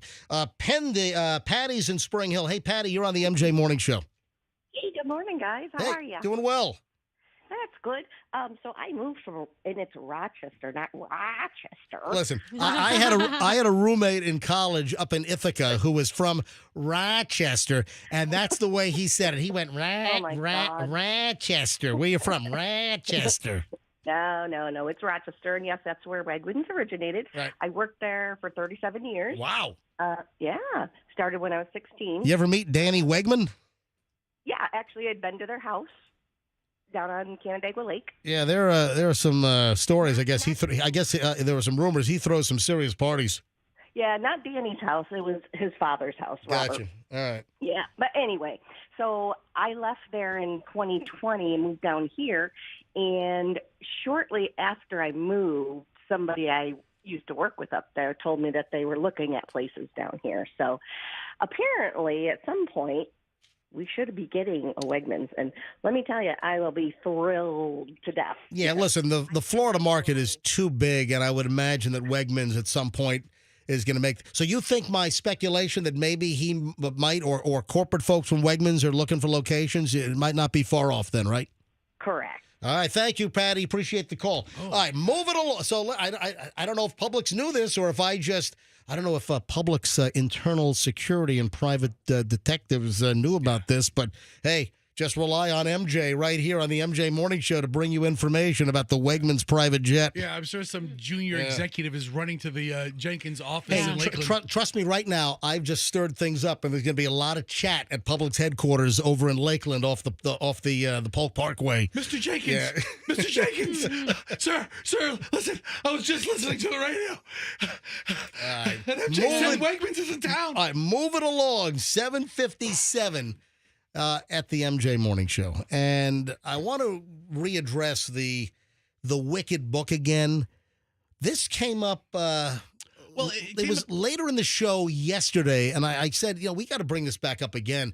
And parents, do not buy the Wicked book. I still think there are plenty of parents that are in the dark thinking, oh, the Broadway show, oh, the movie. Folks, the movie especially is nothing like the book. You can bring your 12-year-old kid to see the Wicked movie.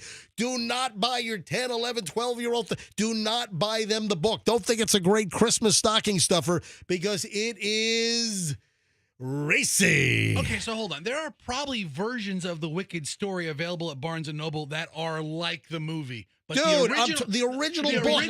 But we got to clarify this. You mean there's probably a dozen different books out around the Wicked story. I'm talking about the 1995 novel. I'm talking about Gregory Maguire's novel Wicked from 1995. That book is not for young eyes. Do not get your kid the book. And Gregory Maguire, of course, wrote it based on L. Frank Baum's characters, but watch your mouth. Different author. What did you say? Not the same author what profanity did you just spew? Well, she I tried to bestow us with information on the original author of the Wizard of Oz book. What's his name? L. Frank Baum. Oh, I thought you said L. L. Frank. Okay, I heard something totally. You think she dropped the F-bomb or what? L. Bleep Baum. What the? L. Frank Baum an was. F-bomb. I dropped an F-bomb. He was the writer of the original Wizard of Oz. All right, so why should parents not buy their kids the Wicked book? Because it is nothing like the movie. What is different? Because the Wicked book, the original 1995 book, which the Broadway show and the movie are based on, there are very disturbing scenes. There is murder. There is bestiality. There is rape. Isn't it called bestiality? It's both. Yeah. I've never heard anybody call it bestiality. Unless they think it's like the best thing ever. I prefer to say bestiality. Go to M-W. Bestiality. Fester, bestiality sounds like you like it. Fester, go to the M-W talking dictionary, okay? I can't believe we're having this fight. You can't pronounce bestiality. Type in B-E-S-T-I-A-L-I-T-Y. Type it in. You got it? Yes. You got it? All right. Now go ahead and click the pronunciations. Right. Number one. Click. Bestiality. All right. Bestiality. Bestiality. See, that's best. And then the next one is... That's best, not best. It's bestiality. Bestiality. Right? Then bestiality. Bestiality. All right? I'm going to go with that one. And anyone who ever in the future of my existence says bestiality to me, I'm going to assume that you think it's the best. So like it's best. Right? Actually, best is the first pronunciation. Beast is the second. So every word is wrong. I don't say ch in bestiality. All right, listen. Bestiality. Let me tell you additionally why you should not buy the Wicked book for your kids. because they'll be exposed to some very, very, very adult situations. In the book, there's drinking, drugs, sexual assault, prostitution, there's crime, racism, murder, sex parties between humans and animals. That's where the bestiality comes in. One of the opening scenes in the book has puppets having sex when one of the characters is first introduced. Was it Elphaba? Puppetality. Elphaba? I don't know these. Elphaba Thrope. Yeah. She's a ferocious infant who's muzzled after biting off people's appendages. All right. So, again, do not buy your kids. Don't buy your 8, 9, 10, 11-year-old daughter. Don't buy her the Wicked book thinking, they saw the movie. I'll get them reading. Oh, what a great. Don't buy the Wicked book for your young kids.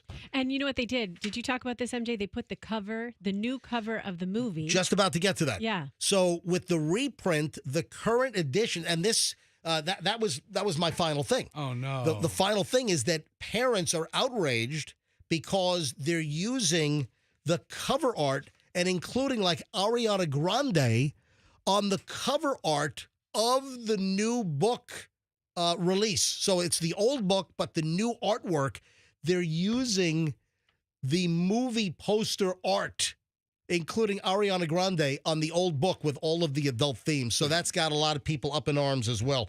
And folks are saying this is not a warm and friendly book. It is totally different from the musical and the movie, and a lot of parents had no idea. You know how many parents probably have bought the book already? And take that out of the stocking. That's not getting stuffed. A lot of other stuff getting stuffed in the book, but not that. Not that. All right, 8:03 at the MJ Morning Show. This is Q105 at 104.7 FM. Hey, we really appreciate it when you spread the word and you tell people that hey, I listen to the MJ Morning Show, and it is hands down the best morning entertainment in the entire state of Florida, probably the entire Southeast, if not completely east of the Mississippi. And for that matter, west of the Mississippi. So spread the word, the MJ Morning Show. And it's not just on regular terrestrial radio. You listen to us, many people do conventionally, on the FM dial on 104.7 FM. But we're streaming live on all of the apps. All of the apps, just search for Q105 Tampa Bay. And you can listen to us on your phone on all of the major apps or on our very own app. You can go to work every morning and bring up our website. Go to mjmorningshow.com and click on the Listen Live button in the upper right-hand corner and listen right out of your computer speakers. You can play us on Alexa, play us on the Google speaker. I mean, there are so many ways for you to listen to the MJ Morning Show. And, of course, on YouTube, MJ TV. We are live on TV because we've got cameras in the studios every single morning. We're live on YouTube. Go to mjmorningshow.com.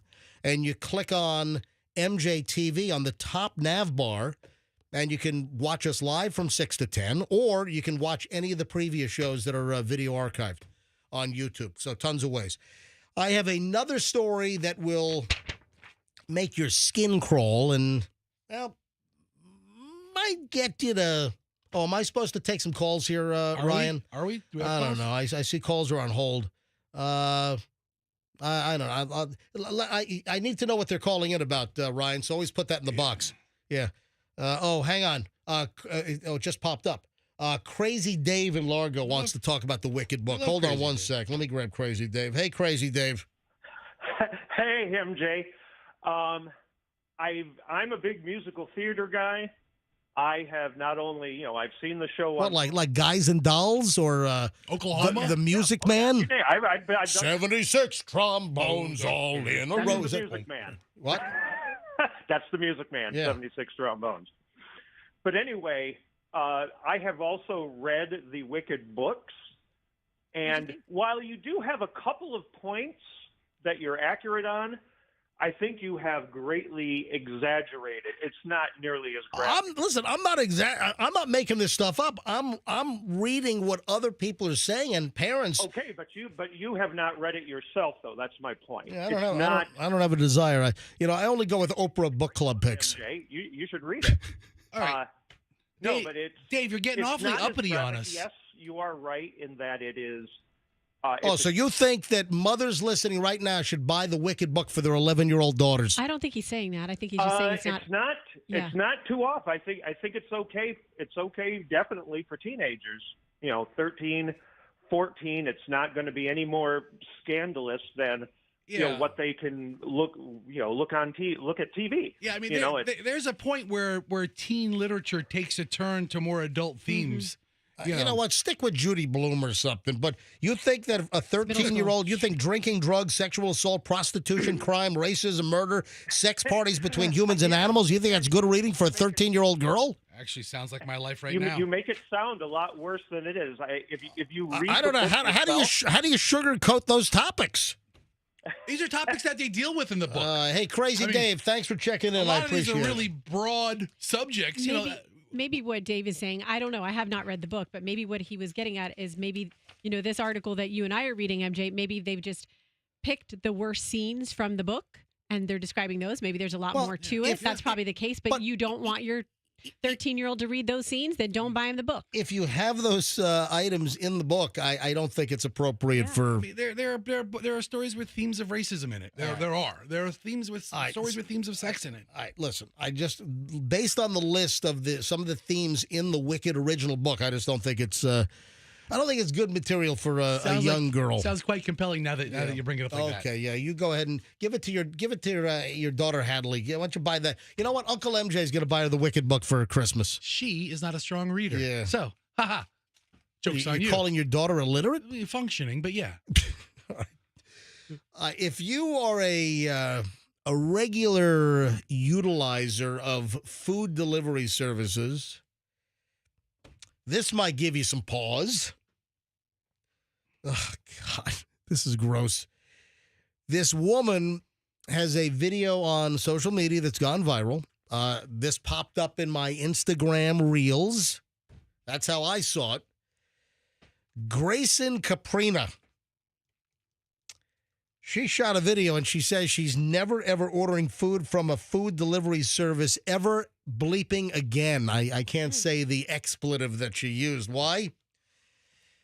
She ordered a food delivery and her food came wet. Oh, really? Already bursting out laughing? Between my laughing By the way, this might be a scene out of the Wicked book. All right, so her Caesar salad wrap. Oh. Ew. Yeah, so I would imagine this is what, a burrito wrap, probably the spinach green colored burrito wrap. You got the Caesar salad, romaine lettuce with the dressing inside, probably chunks of chicken as well, right? You didn't say it was salad. It's not a salad. It's a salad It's a wrap. And the wrap was wet? The wrap, the whole wrap, the bag, the actual paper wrap, and the actual wrap itself, the food inside, soaking wet. And then she smells it. Oh, no. Wet bag, wet wrapper, wet food. No. Oh, no. And then she starts sniffing it. Oh, She's God. like, I think I know that smell. Urine. Pee. Yep. Oh. Her food order is covered in pee. What did this delivery driver do? I mean, I know that some people that are on the road all day long for their job, they've got like a pee bottle. I got one. I use it all the time. Truckers are famous for having those like 1 gallon jugs. Yeah. And then chucking them out on the side of the road. Next interstate trip, look at on-ramps going back onto interstates. You see them chucked on the side of the road. Yeah, look at the number of plastic bottles you'll see if you do any mileage on any of the interstates. You'll see truckers' pee bottles that they've hurled out of their window. Anyway, so this woman, she says she's never ordering food delivery again. I mean, one bad experience. Yeah, that would do it for me too. That's a pretty traumatic experience. Yeah. So she said it clearly smelled like pee. She was talking about having it tested by a lab to see. Listen, if it smells like pee, it's probably pee. Yeah. All right. Is this a content creator? I don't think it's lemonade. Do they really believe this? I believe it. Oh, yeah. I mean, is this somebody putting out a story for clicks? Is there a police report? Oh, I think she's trying to get And you get a bag of... Yeah, she didn't file a police report. Yeah, you get a bag of chicken Caesar salad wrapped... I don't know if I'm calling... I'm not calling the cops on that. What do? Somebody sends you a bag of... I'm not calling the cops on a P-wrap. You get poop French fries, you don't call the cops? I think it's disgusting. It's not food tampering? It's not a very serious offense? I'll make a complaint. Who? All right. So was it deliberate food tampering or was it... I mean, you're hosing in the bag. Yeah, it's pretty deliberate, man. You can't tamper with food. All right. Maybe you're starting to get me to see it your way. All right, maybe it is. Maybe it's police reportable. There are legions of people who try to come up with the craziest scenario, like the lady who brined a turkey in the toilet just to have something for somebody else to talk about them about-ish. What? I don't know, but you know what I meant. Hey, so don't mention the car dealership. Don't mention the actual dealership. I got an update. Oh, you have an update? I got an update. While we're talking, I got an update. Oh, is it good or bad? All right, folks, here's the deal. My sister-in-law's 2016 Acura MDX with 218,000 miles. What a shocker. Had transmission trouble driving down from Levy County. I mean, that's been a good life for a car. She lives in Chiefland. Is that Levy? I don't know. That's make sure. So my Michelle's sister lives up in Chiefland, Florida. All right. And I believe it's Levy County. What the hell is there in Chiefland? I don't know why it is Levy County. I don't know why she and her common law ended up there, but they're in Chiefland in the middle of the sticks up there. So she and her common law, nice guy. Things to do in Chiefland. Number one, shoot yourself. So nothing to do in Chiefland. Do you ask them all the time, how come you guys aren't married? They drive down from... He does. I don't care. They drive down from Chiefland, and they start having transmission issues. All of the lights come on the dash. The car is in fourth or fifth gear. It won't come out of fourth or fifth gear. It's like 4,000 RPM, so they had to drive the whole way at 4,000 RPM in like fourth or fifth gear. So the engine's revving, and it's not going very fast. All the indicator lights came on, so they finally get to the house. They shut the car off, but then when they restarted the car, all the lights were not illuminated. So anyway, something's wrong.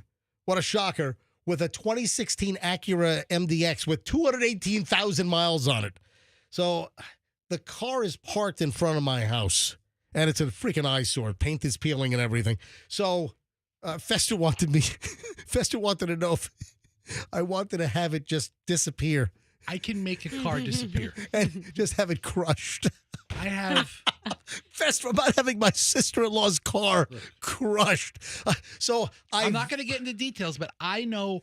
one phone call I have to make. The car will be gone in 30 minutes, and it will be crushed to smithereens. The VIN number will be destroyed. There'll be no record of it. I'm not having my sister-in-law's 2016 Acura MDX crushed. One phone call. Somehow it's 30 minutes. It's fallen in my lap. You'll never see it again. Listen to me. It's fallen in my lap to get this vehicle to an auto repair place. That's all you need. And I'm looking for a reputable place that knows how to deal with some type of transmission or sensor issue or solenoid or whatever's going on. I need a fair diagnosis, and I want the situation diagnosed properly so they don't have to pay through the nose and have work done that does. I need just someone reputable to have this car. I think I can drive it. So I think I can actually probably drive the car to some auto shop, and I'm looking for something nearby. Folks, don't call up and say, I've got a great mechanic up in Spring Hill. I'm not driving from South Tampa to Spring Hill, all right? We had a call the other day. Hey, I've got a great guy down in Bradenton. I'm not driving this thing from South Tampa to Bradenton. So I need a good mechanic to take a look at my sister-in-law's 2016 Acura with 218,000 miles on it so I can get this damn thing out from in front of my house. That's number one. So, Fester, you got a call from a listener that claims that they know an Acura master mechanic. Yes. Don't mention the dealership. I won't mention the dealership. I won't mention his name. But they could probably take a look at it. Yes. So, but then they ghosted you. Sort of. All right, so what's the update? I got sort of ghosted. What's the story, Jerry? So I send the guy an original text. I introduce myself. I tell him how I got his number. I acknowledge that he probably doesn't know me. And I said, I don't know if you've ever listened to our morning show before, but MJ has his sister-in-law's 2016 MDX stuck in front of his house. We were hoping to talk to you. Just cut to the chase. So then the guy writes back, I'll call you tonight. He doesn't call. Right. Okay. All right. I write back, though, that'd be great. We'd love to talk to you. Thank you very much. He says that he's located in Pinellas County. No problem. Let me know when you're available. Yesterday, I text him late into the night on Monday. Hey, I'm available. What's the update? He doesn't reply to me yesterday. Then I write him the text. Listen to me. Right. Last night at 8 p.m. Yeah. 8 p.m. I write, hey, man, I certainly don't want to bother you, but if you don't want to talk to me, just let me know so I don't have to keep texting you like a moron. You know, I mean, if you don't want to talk to me, that's fine. Just say, hey, I'm not going to talk to you, and I won't text you like an idiot hoping to get back to me. Okay, what did he say? 8:02 this morning. Yes. Hey, I'm very sorry. I can't help you at this time. The timing is not right. What? The timing is not right. So I write back. What the hell does that mean? The timing's not right. So I write back, thank you, because I don't want to be a What, are the stars not aligned? The timing's not right. What, is Mercury not aligned with Venus? Well, What do you actually, mean it is Mercury retrograde. You know what? I'm glad. Well, is this a time that you do stuff like this? Or I don't know. do stuff So like the guy this? writes back, I can't talk right now. The time is not right. Okay, I think he follows astrology. So, okay, maybe. I write back, can you talk with MJ to help him get an accurate diagnosis? We don't need to bring the car to him. I don't need him to do the labor. I just want you to have the information so you're at least informed by something when you bring it to, Smitty's shop on the corner of, So he says, I can talk this evening around 7 if he's available. Oh, jeez. So I write back. I wrote, MJ will be available. I'll pass your number along. I just got a text from Lorenzo. Okay. Lorenzo is the managing partner at Veterans Ford. Oh, have him put a trade number on that 2016 with 200,000 miles on it. We'll give you $800 for this thing. All right. So, no, Lorenzo from Veterans Ford. By the way, Veterans Ford, longtime sponsor here on the MJ Morning Show. Veterans Ford is fantastic. And if you go to Veterans Ford, if you're looking for a F-150, F-250, any kind of car, truck, SUV, any Ford product, you go to Veterans Ford, tell them you want the MJ deal, and no other Ford dealer in town will give you a better price when you go to Veterans Ford and ask for the MJ deal. So Lorenzo just texted me that he has a tech that may be able to help you. He does all the imports for me. So maybe I just need to get this thing up to Veterans Ford. All right, Lorenzo, thanks for the text. I do appreciate it. All right, so... All right, maybe it's solved. I can talk maybe at 7 o'clock. I don't have time for that. What kind of what kind of rigmarole they putting me through? Time's not right. Yeah, I do want to go back to this. Is important, guys. We are in Mercury retrograde Oh, right geez, now. not this Mercury retrograde. And it is going to last until the 15th. So I talked to my. All right. I don't believe in that stuff. I don't care. Well, apparently this guy does because maybe he doesn't. We don't know, but he didn't mention that. I mean, he could have an infection, Roxanne. You really don't know. He might have been intubated after he crashed into a tree with a blood alcohol level of 0.37. I don't know why. Here's the thing: you don't want to necessarily sign a new contract during Mercury retrograde, but the RE. You can do repairs. So car repairs. Okay. Good time to do it. Good time for repairs. I talked to my personal mechanic, Damien. Yeah. He said you're totally screwed on it. It's a tranny job, and you have to bring the car to a tranny. It might be. It might be a sensor deal or whatever. Listen, I'm gonna get the car up to Veterans Ford. That's what I'm gonna do. Lorenzo extended his help, and I trust Lorenzo at Veterans Ford. All right, moving along. How awesome would it be if there was a tranny shop where a bunch of trannies work there?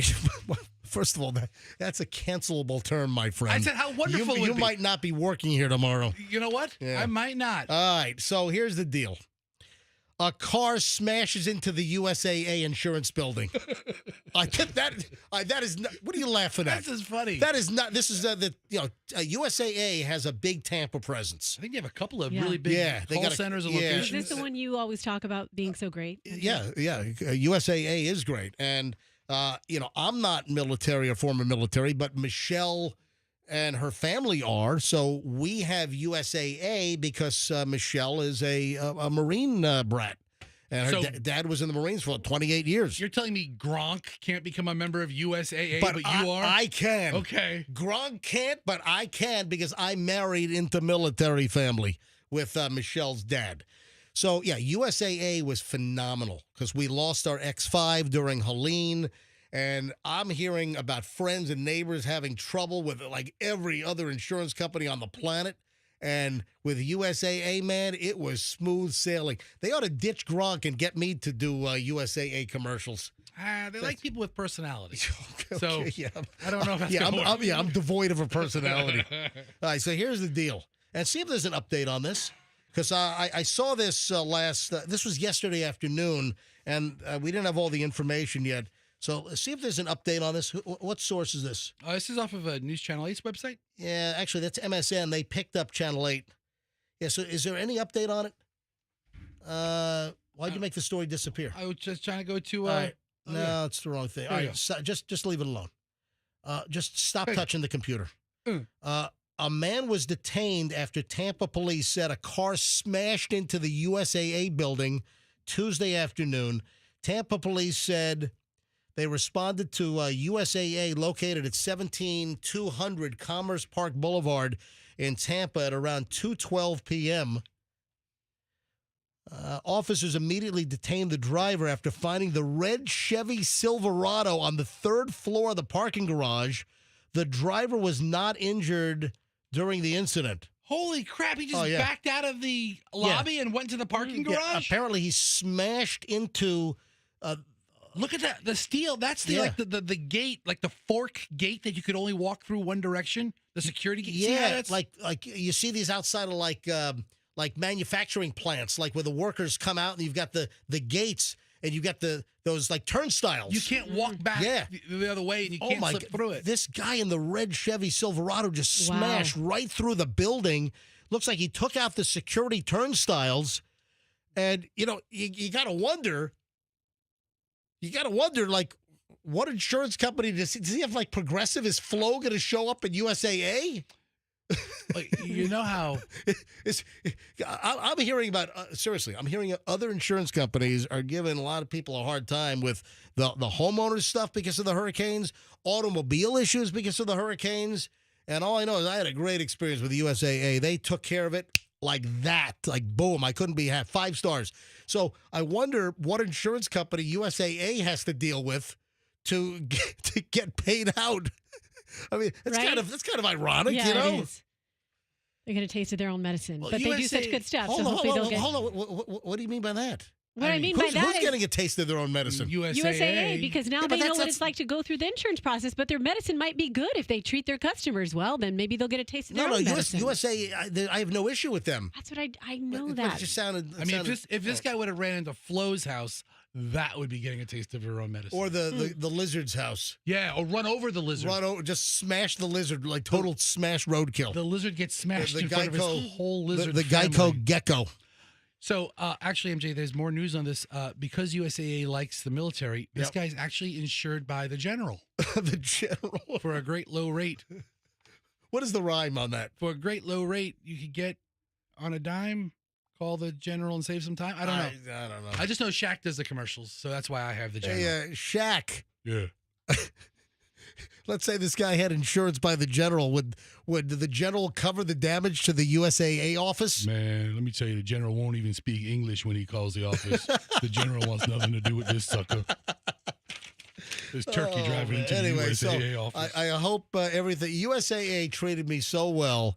I'm so happy with USAA. I'm so sad to see that the one of the Tampa USA offices was affected by this maniac in this red Chevy. So I have no proof to corroborate any of this, but I would bet hundreds of employees walked through that turnstile earlier in the day. Oh yeah. You know, it's amazed nobody got injured. But was this an employee? Why was this guy at USAA, and why did he smash through the place? Was this deliberate? Was it an accident? Then he parks in the garage, so he obviously and has then some business there. goes up on the third floor of the parking garage after then he backs at look at the front end of his truck. the whole grill is smashed out. The headlights are obliterated. The whole hood is all crumpled. The bumper is all smashed up. My God. So I don't know if this was... Hit the gas instead of the brake. Another old fart makes a big mistake.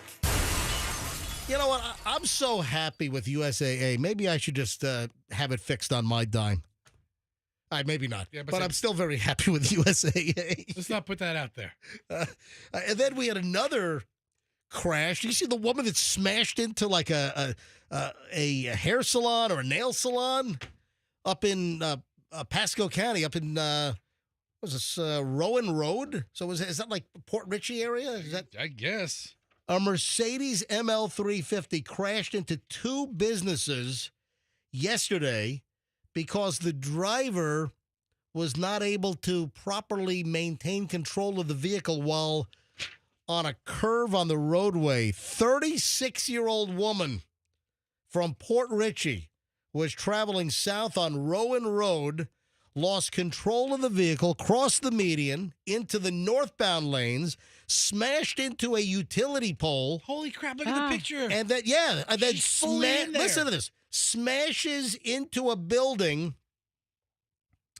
and hits and ends up inside Talia's Salon Spot and Orange Grove Dental Care. So obliterates apparently two businesses. I think I can see a dental chair and all the rubble. Can you really? Like right here. Is that it might be. Is that the arm? Oh, look, I see the suction. Yeah, right there. I see the suction hose. Right next to the little spitball. They don't have the spitballs anymore. I haven't seen the spitball since I was 10 years old from Dr. Lenkowitz. I haven't seen a spitball since 1975. What are you talking about? That's awful. Oh, man. At 36 years old. Ooh. You know, this is like a usual, old fart, hitting the gas instead of the brakes, ends up inside the nail salon. I mean, really, these places are going to be closed for a while. I mean, obliterated. Do we know the final picture of the Mercedes SUV inside the business? Do we know if that's the nails? Do you think that is the dentist's office? They mentioned the nail salon first, and then they say Orange Grove Dental. Orange Grove Dental. So I don't know where. I mean, these cabinets, I don't know. It could be anyone. Wow. So if you have an appointment at Orange Grove Dental in Newport Richey, you may just want to call. Yeah, or if you're looking for a mani-pedi at Talia's Salon Spot. All right, so this happened at 6 a.m. in the morning yesterday. Yeah. Was this just excessive speed, distracted driver? Apparently did not negotiate the curve properly on Rowan Road, lost control over the median, smashed into a telephone pole, and then blasted through the business. You see the curve in Rowan Road there? Makes a little wiggle. Yeah. Got to pay attention on that road. No, did not negotiate that. I never heard it described like that. What is that, a 35 or a 40 zone in there? It looks like a 40. Might be a 40. 45 or maybe? Might be a 45. I don't know. Yeah. I haven't quite memorized my Pasco County speed map. It is 8:28 at the MJ Morning Show. About an hour ago, we revealed the Santa Sleigh List song of the day. So every morning at 7:30, I reveal a song title that Santa listens to on his sleigh. And it's not a playlist, it's a sleigh list. And he's got some weird stuff. So this morning, we announced this song. And we do it every morning. It's a different song, 7:30. And then you got to listen to Q105, 104.7 FM all day long. And when you hear the song play, if you're the seventh caller to 800-990-1047, you win $1,000. So listen for the song. Now, how do I give a clue? I don't want to give the title out because you got to listen at 7:30, but we kind of give little hints and clues. We want you to win. We want you to listen. Yeah, we want you to win. When you hear a song that sounds like, how do you do it without? The name of the song is the song, but it's also the. I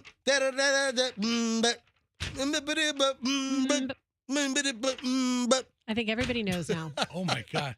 It's like that band Rockapella had the audition for the worst person ever. And you signed up. So heads up for the Santa Sleigh List. Tell me if you agree or disagree with this. And this might generate some phone calls. Hang on a minute. I see that we have phones on hold. What's going on? Well, bring up the... I don't keep the screen up all the time. Bring up the call screen. Take a look at the phone over there. Did they ever fix that phone, or is it still broken? I had it disconnected completely. Oh, we have some help here. James has a good mechanic. Yeah. Hey, just get his information. Get James' information, would you please? Thank you very much. All right, so I might go to calls on this. The Frontier Airlines, and I recently flew Frontier. Michelle and I flew Frontier back and forth. Did we fly it both ways? Oh yeah, we did. We did. So we flew Frontier recently. We had some business up in the Philadelphia area. Had to roll up to Pennsylvania for something. Some business. You're just hungry for a cheesesteak and pizza. Had a little. We did go to Angelo's and have a great pizza and a steak. Don't say cheesesteak. It's called a steak up there. I live in Florida. It's a cheesesteak. That's a steak. All right. So we were up there. We flew Frontier, and it was all right. Frontier. The first time I've flown Frontier in a long time since they converted to like the Spirit model of an ultra low cost carrier. That's a ULCC. Guess what the Spirit Airlines CEO is saying? He is calling out air travelers. He's calling out passengers who avoid paying carry-on baggage fees. Do you know what he's calling people that try to avoid the carry-on baggage fee? Well, lice, that term's already used, though. No, that's not different. That's not lice. I know. I'm just saying he's unoriginal. Well, it's gate lice. So, gate lice. Gate lice are the people that hover and they crowd the gate. Those are gate lice. Carry-on baggage lice. Right, so, is he calling them effing scumbags? Well, yeah, you're getting closer. Okay, right. Wow. You're getting closer. Right, I have no idea. We're getting warmer. The Frontier Airlines CEO is calling passengers and even his own customers that try to skirt paying the carry-on baggage fee because the low-cost airlines, they sell you the seat and then they nickel and dime you on all of the add-ons, and there's a carry-on baggage fee that you got to pay to carry on you get a personal item. So even if you buy the cheapest seat, and I've had no carry-on bags on the Spirit flights I've taken. But a personal item's like a backpack. I've been on Spirit 5 times now since April. And I've bought the cheapest seat with no add-ons. I know how to game the system to get a seat without paying for that seat, to get a seat that's good. I know how to game the Spirit system to do that. So I only buy the seat. I only buy the ticket, no add-ons. So you get a personal item that has to fit under the seat in front of you. But the Frontier Airlines CEO said yesterday that people trying to evade the carry-on baggage fees are shoplifters. Oh, that's fighting. Them's are fighting words. Calling them shoplifters. That's aggressive. Yeah. I thought it was very aggressive. You're allowed to bring a personal item is a backpack, and my backpack can carry almost as much stuff as my carry-on item. You know? Yeah, so the CEO is Barry Biffle. Sounds like a freaking name I invented for a crank call, you know? Yes. This is Barry Biffle. Yes, Mr. Biffle. This is Barry Biffle. It does sound like a fake name. It does. The CEO of Frontier Airlines is Barry Biffle. And he's calling out passengers that try to sneak on with bags that should be classified as a carry-on bag to incur a fee, and those that try to get by the system, he says they're shoplifters. So Biffle criticized a Senate report objecting to Frontier's practice of paying gate agents a commission. And remember, we had this story like a year or two ago. It came out that a Frontier gate agent that stops a passenger from bringing on what's classified as a carry-on bag and not a personal item, and they'll charge you like $99 at the gate.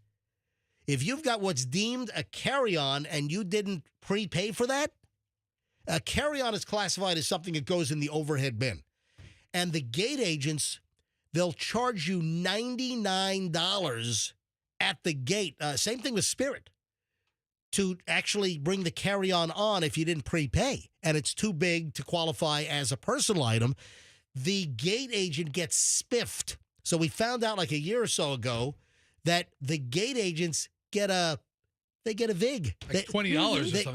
It's like $10. They get $10. It's enough money to give people a hard time. Listen, if you're a Frontier gate agent, we had a whole conversation about this a year and a half ago, that if you're working an 8-hour shift or whatever at an airport and you got Frontier flights going out all day long and you've got Airbus 320s, Airbus 321s, you got planes that might hold up to 175 people.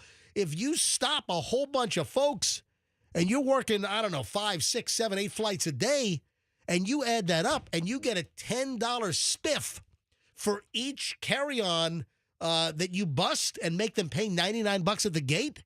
So add that up. That's a nice little Yeah. supplemental income You make stream. hundreds of dollars a day, so that's why the incentive is there. So there was a Senate report which criticized Frontier and paying the gate agents like a bird dog or a commission, a little bit of a spiff. Yeah. To bust these passengers, and they have a financial dog in the fight. They've got a foot in the game to obviously bust these passengers and collect $10 a pop. So the CEO, Barry Biffle, he says, quote, "These are shoplifters. These are people that are stealing. It's not equitable to everyone else who follows the rules." Do you think that the CEO ought to call people that are trying to bring a carry-on bag? Yeah. You can't compare that to somebody stealing a ribeye from Publix and sticking it in their jacket or down their pants. And let's not forget, Barry, those are your customers. They're They shoplifters. purchased a ticket for one of your planes. Right. You can't compare. I'm sorry. I do not agree with calling someone trying to bring a bag on and try to skirt the rules. That's not the same as going to Target and, stealing some memory cards, some SD cards and, sticking them in your pocket. That's not, come on. While they are trying to game the system, they're not stealing a tangible product. No. You're not taking something off a shelf. You're just trying to slip a bag on a plane. You're trying to boost it, Yeah. All right. Anyway, I disagree with that. Sorry, Biffle. And Barry Biffle. His employees probably hate him. It's like a totally made-up name. Yeah. Trying to Barry Biffle. It's like a name Chevy Chase would make up in Fletch or something, Hi, Barry Biffle. Hi, good to see you. John Cocktoson. Nice to meet you. Barry Biffle here. Doctor.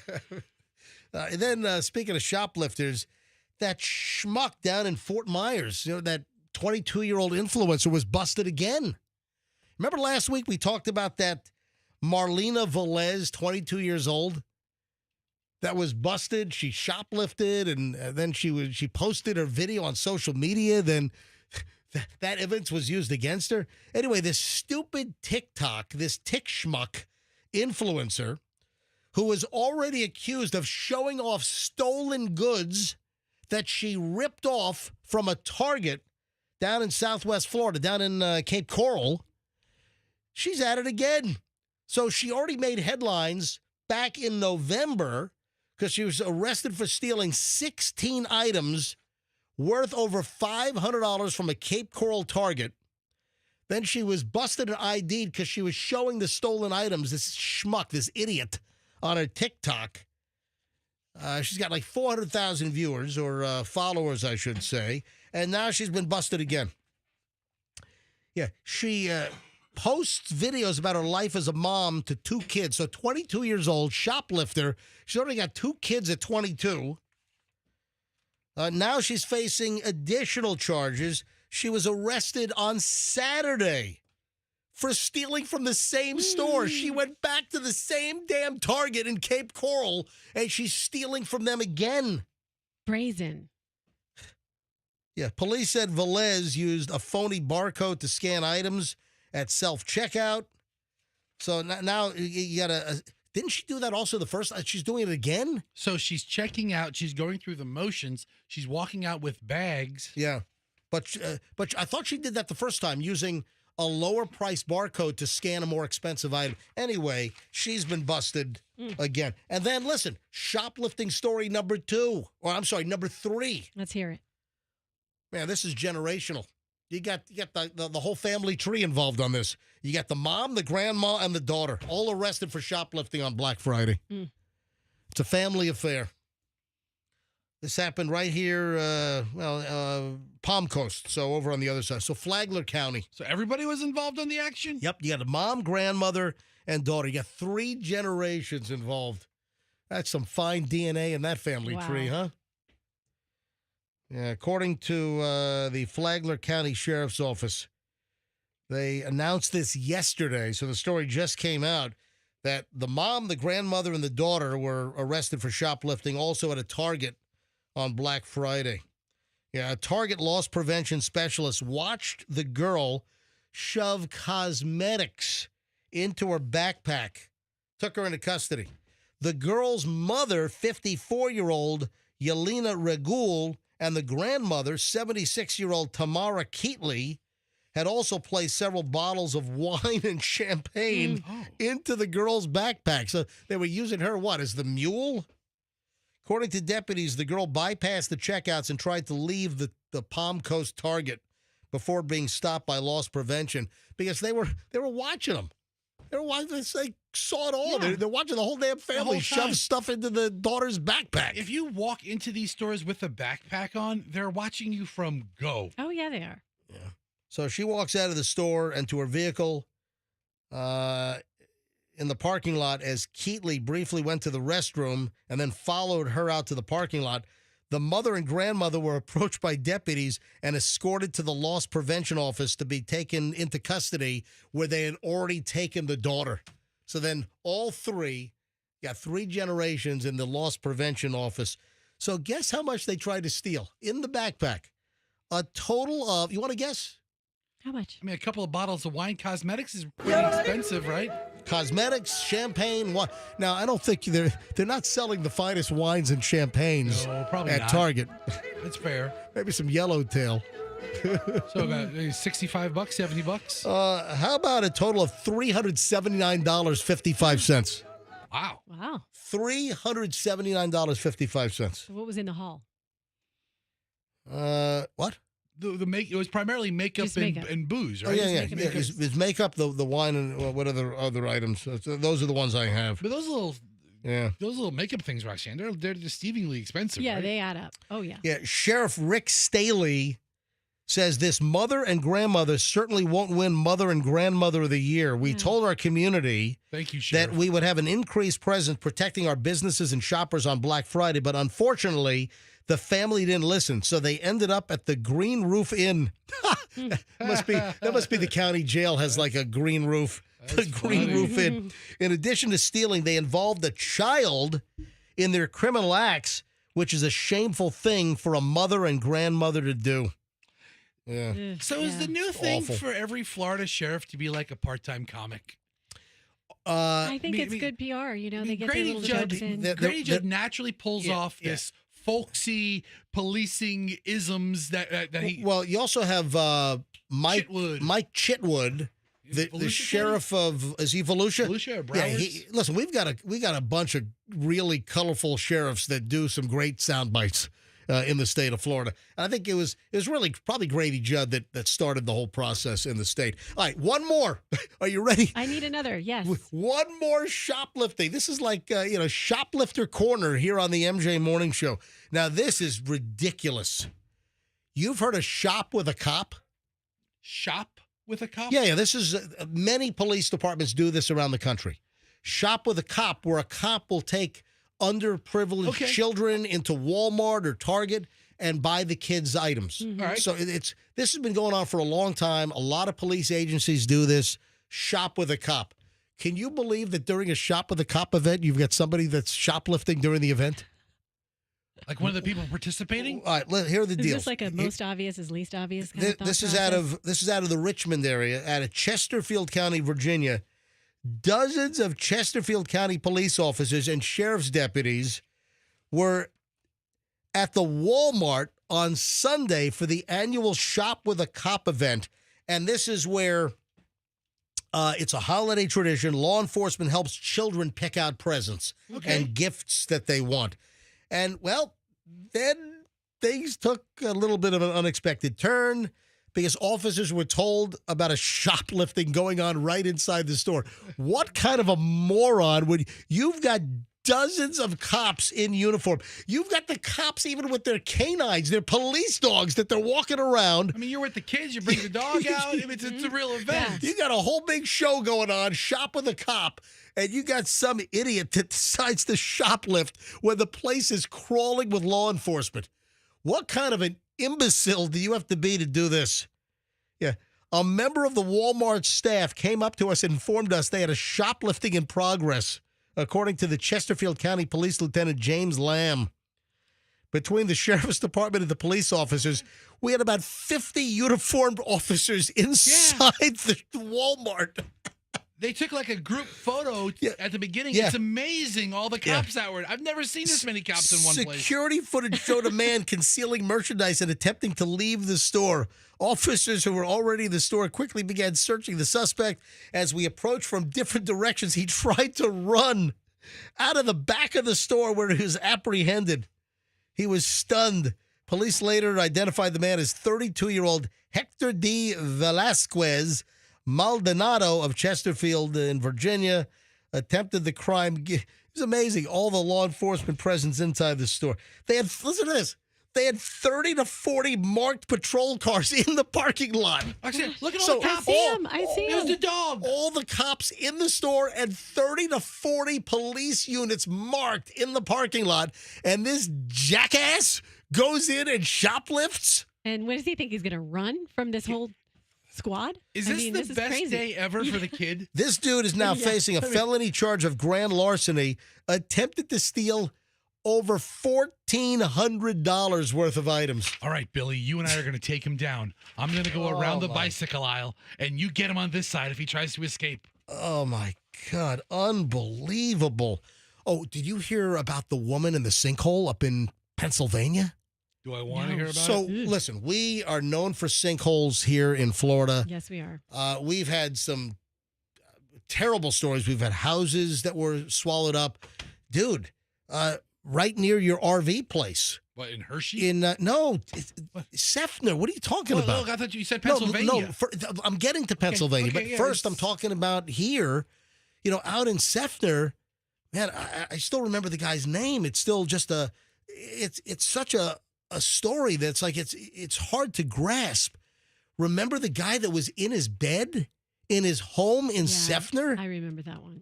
I remember it was on Faithway Drive. I'm like, oh my God, not a lot of faith on Faithway Drive in Sefner. I think it was 2013. And I remember the guy's name, Jeremy Bush. Poor Jeremy Bush. Or Jeff Bush. Thought it was Jeremy. Yeah, starts with a J. No, I'm pretty sure. No, he's actually looking at it Jeff right now. Bush. No, I'm pretty sure it's Jeremy Bush. Okay, maybe CNN's wrong. They've been wrong before. Yeah, find a local story. I'm pretty sure it was Jeremy Bush. So 2013, guy's in his bed. Look, get off of CNN. Go find a local story. We're working on all of it. Right. So this guy is 2013. He's in his bed in Sefner in his house, and a sinkhole opens up under his bedroom floor. They never found him. They never found the guy. I mean, it's unbelievable. Okay, so there's a Jeff and a Jeremy. I think that's the confusion. Did one of the brothers meet Jeremy? Yeah, it must be. Okay, after the whole claim the life of Jeff Bush in 2013. Yeah, I thought it was Jeremy Bush. Jeffrey Bush was buried alive after the sinkhole opened up. All right, so maybe it was. Oh, his brother Jeremy Bush. Okay, all right. Okay. All right. So I stand corrected. Whoa. Yeah, because Jeremy Bush is the brother who's giving the information to the local. So Jeremy Bush, I guess, is still alive. They never found Jeffrey Bush. Right here in Sefner. So when you think of sinkholes, you really think of Florida. But there's this story. A grandmother was sucked into a sinkhole, they think. How? She was looking for a lost cat. Yeah, that's when you let the cat go. They think the sinkhole opened up under. She didn't think the cat went into the sinkhole. They think that while she was searching, the sinkhole opened up under her feet. Did it kill Grandma? They can't find her. Oh, no. I mean, I think they lowered cameras down, or they found like some clothing articles and a shoe. So they're pretty sure the grandma went down the hole. So authorities fear that a grandmother who disappeared while looking for her cat may have been swallowed up by a sinkhole in a recently opened up sinkhole in western Pennsylvania. So they lowered a pole camera with a sensitive listening device into the hole. Yesterday morning, detected nothing. A second camera was lowered into the hole, and they showed what could be a shoe down in the hole. Yeah, Elizabeth Pollard, 64, is the victim. Family called cops about 1 a.m. Tuesday to say that she had not been seen since she went out looking for Pepper. The cat's name is Pepper? Pepper. She's out looking, Pepper, Pepper. And then the sinkhole opens up under her feet. And this is where it gets bizarre. Underneath is a coal mine that was last used in 1952. Really? That's like a creepy story. Oh, wow. Yeah. I guess. So this is like Western Pennsylvania coal mining country. And it was a coal mine that was abandoned apparently back in the 1950s. And just finally. So is it a sinkhole or did it just give way? No, it's a sinkhole or some type of hole that opened up, apparently maybe down into the mine shaft, which could be, hundreds of feet down. And then the granddaughter of this woman, a 5-year-old granddaughter, was found safe inside the car nearby. Man, thank God the 5-year-old was not searching with grandma looking for Pepper. Yeah, what's the word on Pepper? What's the word on Pepper? Pepper. And I don't have any word on Pepper. What's that little cat called? Yeah. So the fire department said they're pretty sure they're in the right place. Oh, no. But they're hoping that maybe there's a void that she could be in. Oh, my God. I hope they find her alive, but I don't think it's looking very good. That's terrible. Yeah, the mine was last operated by H.C. Frick Coke Company in 1952. Wow. Mr. Frick, we've sealed the mine up. It'll be safe forever. Oh, man. Jeffrey Bush. Jeremy's the brother. The brother, I would imagine, still alive out in Sefner. I think they were both at home at the time. 8:52 at the MJ Morning Show here on Q105, 104.7 FM. Remember, you want to listen up for that song that we revealed at 7:30 when it plays. Just be the seventh caller, win $1,000 on the MJ Morning Show on Q105 and 104.7 FM. All right, 9 o'clock hour starts next. We got a loaded 9 o'clock hour. If you're a single in Tampa Bay, you got to hear this. If you are not married, you're not attached, you're not engaged. If you're a single in Tampa Bay, you must hear what I'm about to tell you next.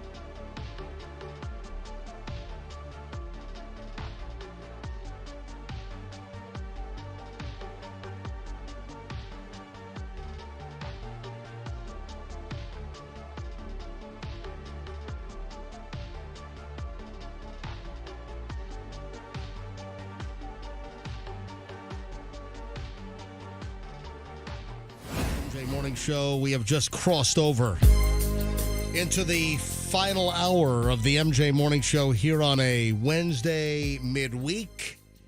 Heads up for the Santa Sleigh List song. We announced that song at 7:30 this morning, and it kind of sounds like I don't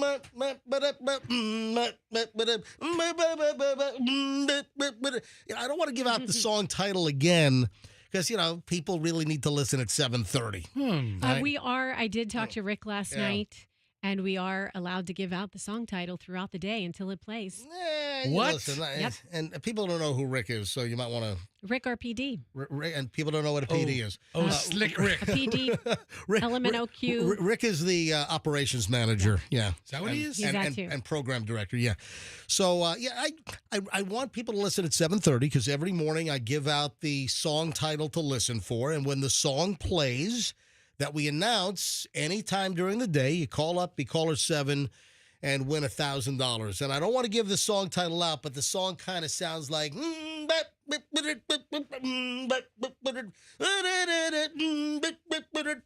So when that plays, just be caller 7 and win $1,000. We started this on Monday. We've already given away $2,000. Grand on Monday, grand on Tuesday. So Monday's song was Macarena. Yesterday's song was Copacabana. Santa's got a pretty interesting playlist. Yeah. Yeah, very, very cool. Really interesting variety. Very eclectic. So Michelle, my lovely wife, had this show up in her feed on her phone. Okay. I'm holding this up. I'm holding this up to MJ TV right now. Now that's a party. And Michelle says, I wonder why this popped up in my feed. Michelle, why don't you tell me why this popped up in your feed? This is an Elite leather Dita corset belt. This is like something out of like some bondage dungeon, like some kind of a dominatrix deal. And yeah, Michelle, I want to know also, why is this showing up in your feed on her phone? And then here's another one. This is the Venice belt. Look at this. What is? Oh my! Oh my! Oh, Michelle. Yeah, Michelle, something you want to tell us? Did she like do a search term for something leather or something I don't is know. It something? I mean, is it show prep oriented? I mean, if you type in the word lace into your, I don't close all those windows, man. You got 19 things playing over there. Just close everything up. 19. So I don't know if Michelle, I think she was going on a walk this morning. I don't know if she's listening now, but I want to know. I want to know why these like bondage items are or dominate. You know what? Maybe not bondage. It's more like sexy items. No, they're dominatrix items. Okay. These are like leather. Leave a message. Who's that? That's creepy. A message like that. Oh, that's me. That's her cell phone. Let me try that home phone. That would be a deterrent to me calling Michelle. Say it again? That outgoing greeting is that's why very I did scary. it. Oh, and by the way, Michelle keeps her inbox full. She's got messages from 15 years ago clogging up her inbox. So when you call her, you can't leave a message. It's like, that box is full. You know, whatever the message is. And hang on a minute. Oh, so Chloe's texting me. She's on a walk. All right, so she's on a walk. Yeah, she told me she was going on like told me she was going like on a 17-mile 17-mile walk this morning. Anyway, so I want to know if you want to hang on a minute. Chloe's calling me. Are they together? Chloe, I saw your text. Yeah, she's on a walk. No, Chloe's at work. Did Chloe take Mom's phone and look for something? No. Chloe has nothing to do with the bondage outfit or the dominatrix outfit. You say that with such certainty. Yeah. Crafted for you, elite leather. Crafted for you, elite leather. Oh, Chloe just texted. It's gross. I don't think you should talk about this. It's gross. Listen, I'm just telling you. We talk about it all, Chloe. Chloe, are you embarrassed that Mom's got like dominatrix leather get-ups coming up in her feed? So Elite Leather USA is a manufacturer of leather duffel. No, I don't know. I don't think. Is that the? Do they also do? You said Elite Leather. I typed it in. It says Elite Leather, crafted for you. Step into elegance with leather accessories that make every day special. Yeah. And this might be from the Bleak and Sleek website. I don't know. Looks like Elite Leather makes nice bags. So Elite Leather. Do they also have a line of dominatrix gear? They make backpacks, camera bags, duffel bags, whips. No, they don't. bousiers. No, it must be a different company. That's a different Elite Leather. Let me ask you a question. Can you be an OnlyFans star with adult-oriented material and still be a devout Christian? I think I saw a picture of the woman you're about to tell us about. I mean, I don't see why not. Yeah, she is able to. All right, there's more to the story. There's a lot more to the story. This woman is currently the biggest earner on OnlyFans. And she's a virgin. That's another element to the story. Her name is Sophie Rain. She is a virgin and devout Christian who brought in $43 million on OnlyFans. She has 5.4 million followers on IG. Oh, my God. Forget about Instagram. This is her OnlyFans where she's really making the coin. So there's a screenshot of her earnings, and it's $43 freaking million in the last year. Are you kidding me? She's based here in Florida. She's down in Miami. Earned $43 million with adult content, but she's a devout Christian and a virgin. She says, I'm a virgin. I'm a virgin till this day. I'm a Christian. I know it seems odd that I'm doing OnlyFans, but I don't do anything else with anyone on my OnlyFans. It's just me. She looks like she's about 15 years old. Her face looks so young. Oh, she's 20 now, but she has a very youthful appearance. Sophie has also insisted that she's waiting for the right person to spend the rest of her life with. She's maintained her virgin status despite being linked romantically to a rapper by the name of NLE Choppa. Well, Choppa is holding off till marriage as well. So Choppa. So, does she put up like really racy material? Let me show you some photos. Here's just Instagram. This is Instagram. I've seen the photos. I've seen some of them. But I haven't seen her OnlyFans photos. I just showed Fester a little. Despite her proclamations of virginity, some fans online have questioned whether or not she really is untouched, or is she doing the whole virginal status thing to kind of build up an aura and a mystique? Good for her. So she's 20 years old, and she brought in, listen to this. She brought in, scroll up. She brought in last year, 2024 total. And there's still time to go. $43,477,695.01. Dude, 20 years old, bringing in $43 million. Are you kidding me? Yeah, here's her statement from OnlyFans with $47 million just sitting in her account. Oh, my God. Have you guys seen this butt? All right, hold on to the butt. Hold on to the butt for a second. Let me give out the phone number. All right, I want to take some calls on this. What do you think about a woman? She's 20 years old. She does adult content. She's on OnlyFans. She's made $43 million in the last year, and she's a devout Christian and a virgin. Any thoughts on this, folks? Let's go.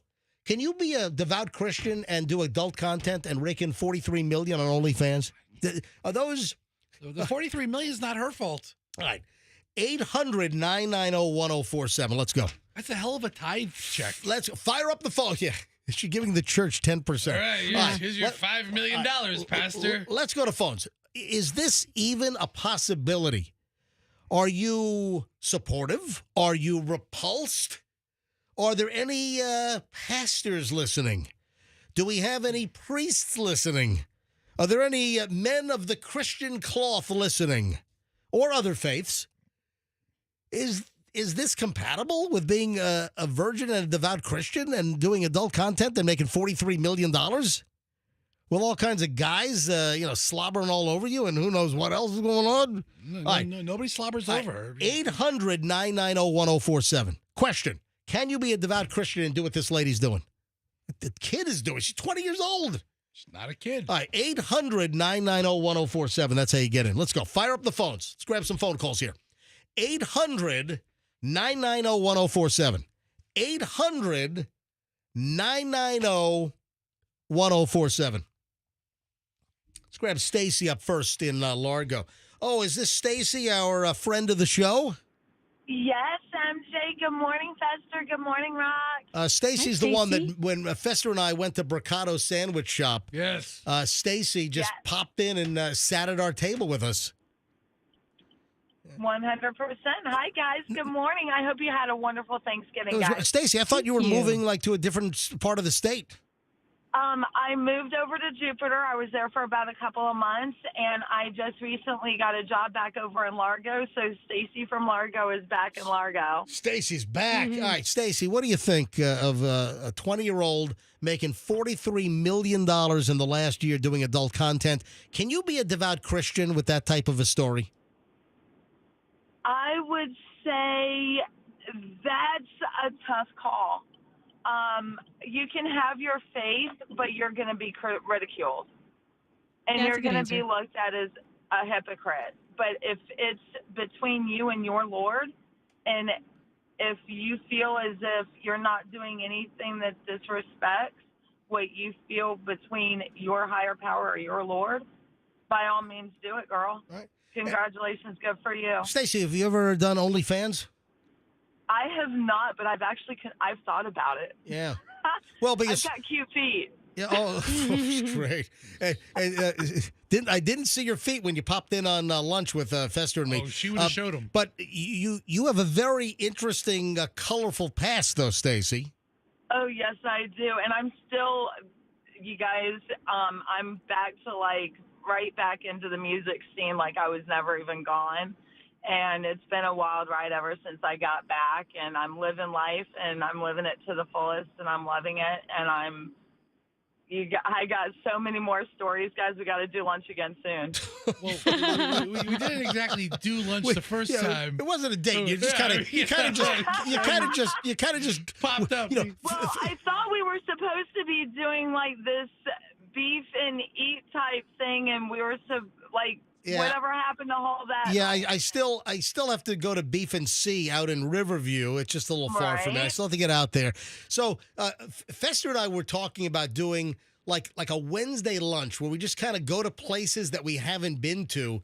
And we haven't done one since Bricato's. So we talked about it on the air, and Stacy, our listener, just popped in and joined us. And, man, you told us some bat crap crazy stuff at lunch. Yeah, at the top of your lungs, and all the old people were freaking out. Oh, yeah. So Stacy's telling these stories about how she was busted with a 17-year-old girl in the backseat of her car. And something great. But really? Well, hold on. Am I accurate?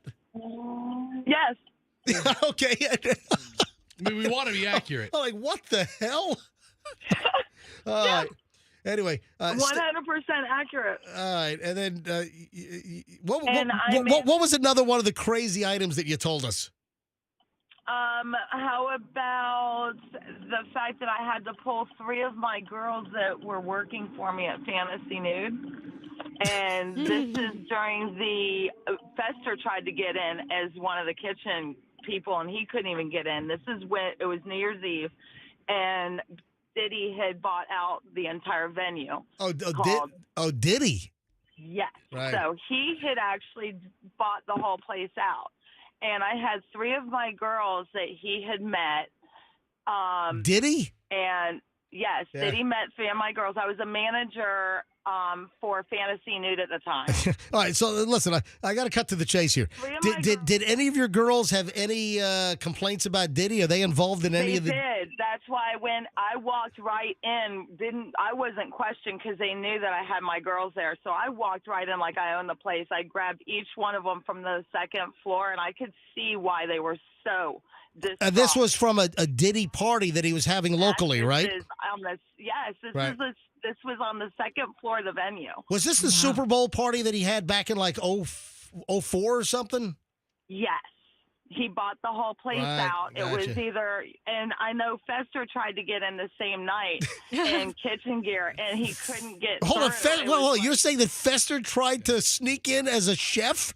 Yeah, he tried to sneak in like the restaurant gear. Fester, what is going on here? Stacy, I assure you it wasn't me. It's great. I swear, I've done all kinds of crazy things. I did not dress up as a cook to get into your club. Stacy, great to hear from you again. We'll talk to you soon. James in Largo, if you want to get in, folks, let's get back on track here. Always an interesting call with Stacy from Largo. All right, so back on track. Can you be a devout Christian and have an OnlyFans account do adult content? That's what I want to know. 800, yes or no? I would love to hear also from any pastors or any people of the cloth. Why? I mean, listen, she's doing what she does. 800-990-1047. 800-990-1047. Can you be a devout Christian and do adult content online? James in Largo, yes or no? No. Good morning, guys. How's it going? Doing well. Go ahead. All right. So basically, it's just lust. So she's making profit off of lust. And whether she's a virgin or whether or not she has any kind of relationship with religion, it's still making a profit off of lust. So, yeah, the whole thing, maybe it's just the virgin thing is just her way of getting that clout and getting the views that she needs. Yeah, that's what we said earlier. That is she building up this like fake persona or aura that she's a virgin, devout Christian, and ooh, she's being a bad girl on OnlyFans. Right. It's the clout thing. I doubt very seriously. I can't speak for the person myself, but yeah, no. As a Christian man, as a father, I would say that no, not at all. Thank you, buddy. It sounds like your issue's more with the customers. I mean, Yeah. I love grown men blaming young women for stuff. I've got every line ringing here. Let me grab Cliff in Sarasota. Cliff, MJ Morning Show, you're up. Hi. Good morning, MJ. Yeah, I'm married to a preacher's daughter, and my brother-in-law is a pastor, and they're both saying no. They don't agree with it. Oh, are they right there? I just talked to them. Oh, you just talked to So you ran the story by them? Yeah, All right. because I'm not a pastor. Yeah. What do you do? What kind of work? I'm a car dealer. Oh, very, very good. Thank you. Hey, thanks for listening. Did they listen to us or no? No, they don't. Why not? They're reading their Bibles. All right. It's awfully dismissive, Car. We've got a religious topic today. Brother. Let me grab Julie in Riverview. Julie's next on the MJ Morning Show. Hi, Julie. Good morning. Julie, do you think she can be a devout Christian and make that kind of money and do adult content online? Oh, no. Yeah. Definitely no. Yeah, There's more to the story than meets the eye. Yeah, I think she's making up this She's persona. just saying her half of the issue, not the whole thing. That's a fakie. She's no Christian. Yeah, well, Julie, what do you think about a 20-year-old doing stuff online and making $43 million in 2024? Oh, yeah. Nope, Yeah, it's unbelievable. Thank you, Julie. Have a great day. How about Gio in Tampa? A couple more here, and I got to take a break. Gio, you're on the MJ Morning Show. Hi. Hey, guys.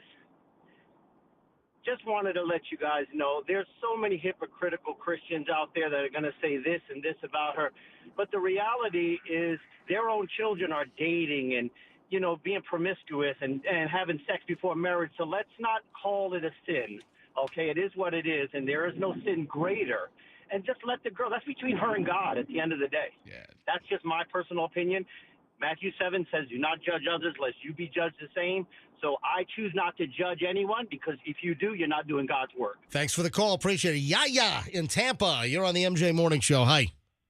Hey, you grow up in boarding school, you see nuns are having sex with nuns, and the priests are having sex, and there's a whole lot of stuff going on. So, hello, yes, it's fine. Okay, well, Yaya says it's fine. All right, three more. Jeff, and Brian, and then we're wrapping this thing up. MJ Morning Show, Jeff Tampa, go ahead. Hey, buddy. Hey. All she's giving that 10%. That's right. That's time. Passing that basket. Yeah. Who is she giving the 10% to? Thanks, Jeff. Another Jeff in Lakeland. Jeff, MJ Morning Show, you're up. Hello. Hey, so I think she can be Christians are so weird about sexual stuff, but if she was a soldier who killed a bunch of people, she'd be praised as a hero. You know what I mean? There's plenty of things in the Bible about not killing, about not being greedy. People get so caught up on weird things. All right, Jeff, thank you. Final call on this. Brian and Waimama, last say. Go ahead, Brian. Hey, good morning, everybody. Hey, I went to Bible school, and I'll be honest with you, it's wrong. She should hold herself to a higher standard than showing herself naked and things like that. So it's wrong. Thank you for the call. Appreciate it. And listen, my inclination is, unless it's a total juiced up, jammed up story that she's, building this persona and this bad girl thing, if it is true, which I have doubts that it is completely true, but I don't think it's compatible. It is 9:22 at the MJ Morning Show. Heads up for the Santa Sleigh List song. When it plays, be the seventh caller, 800-990-1047, and win $1,000. Yeah, it's Bop by Hanson. When you hear Bop, Bop, be caller 7, win $1,000 from the Santa Sleigh List contest here on the MJ Morning Show on Q105. Veterans 4.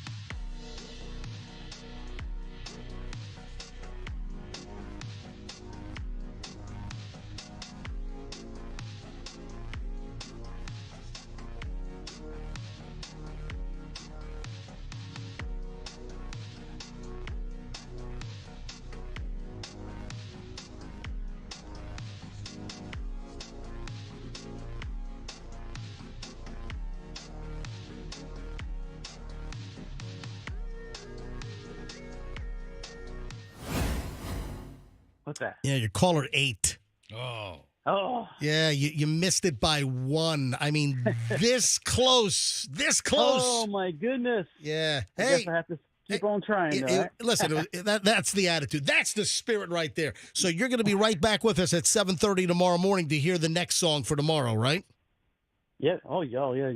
Sure, definitely. Always. All right, now we're talking. All right, buddy. Thanks for listening. Thanks for calling in. All right, MJ. Thank you.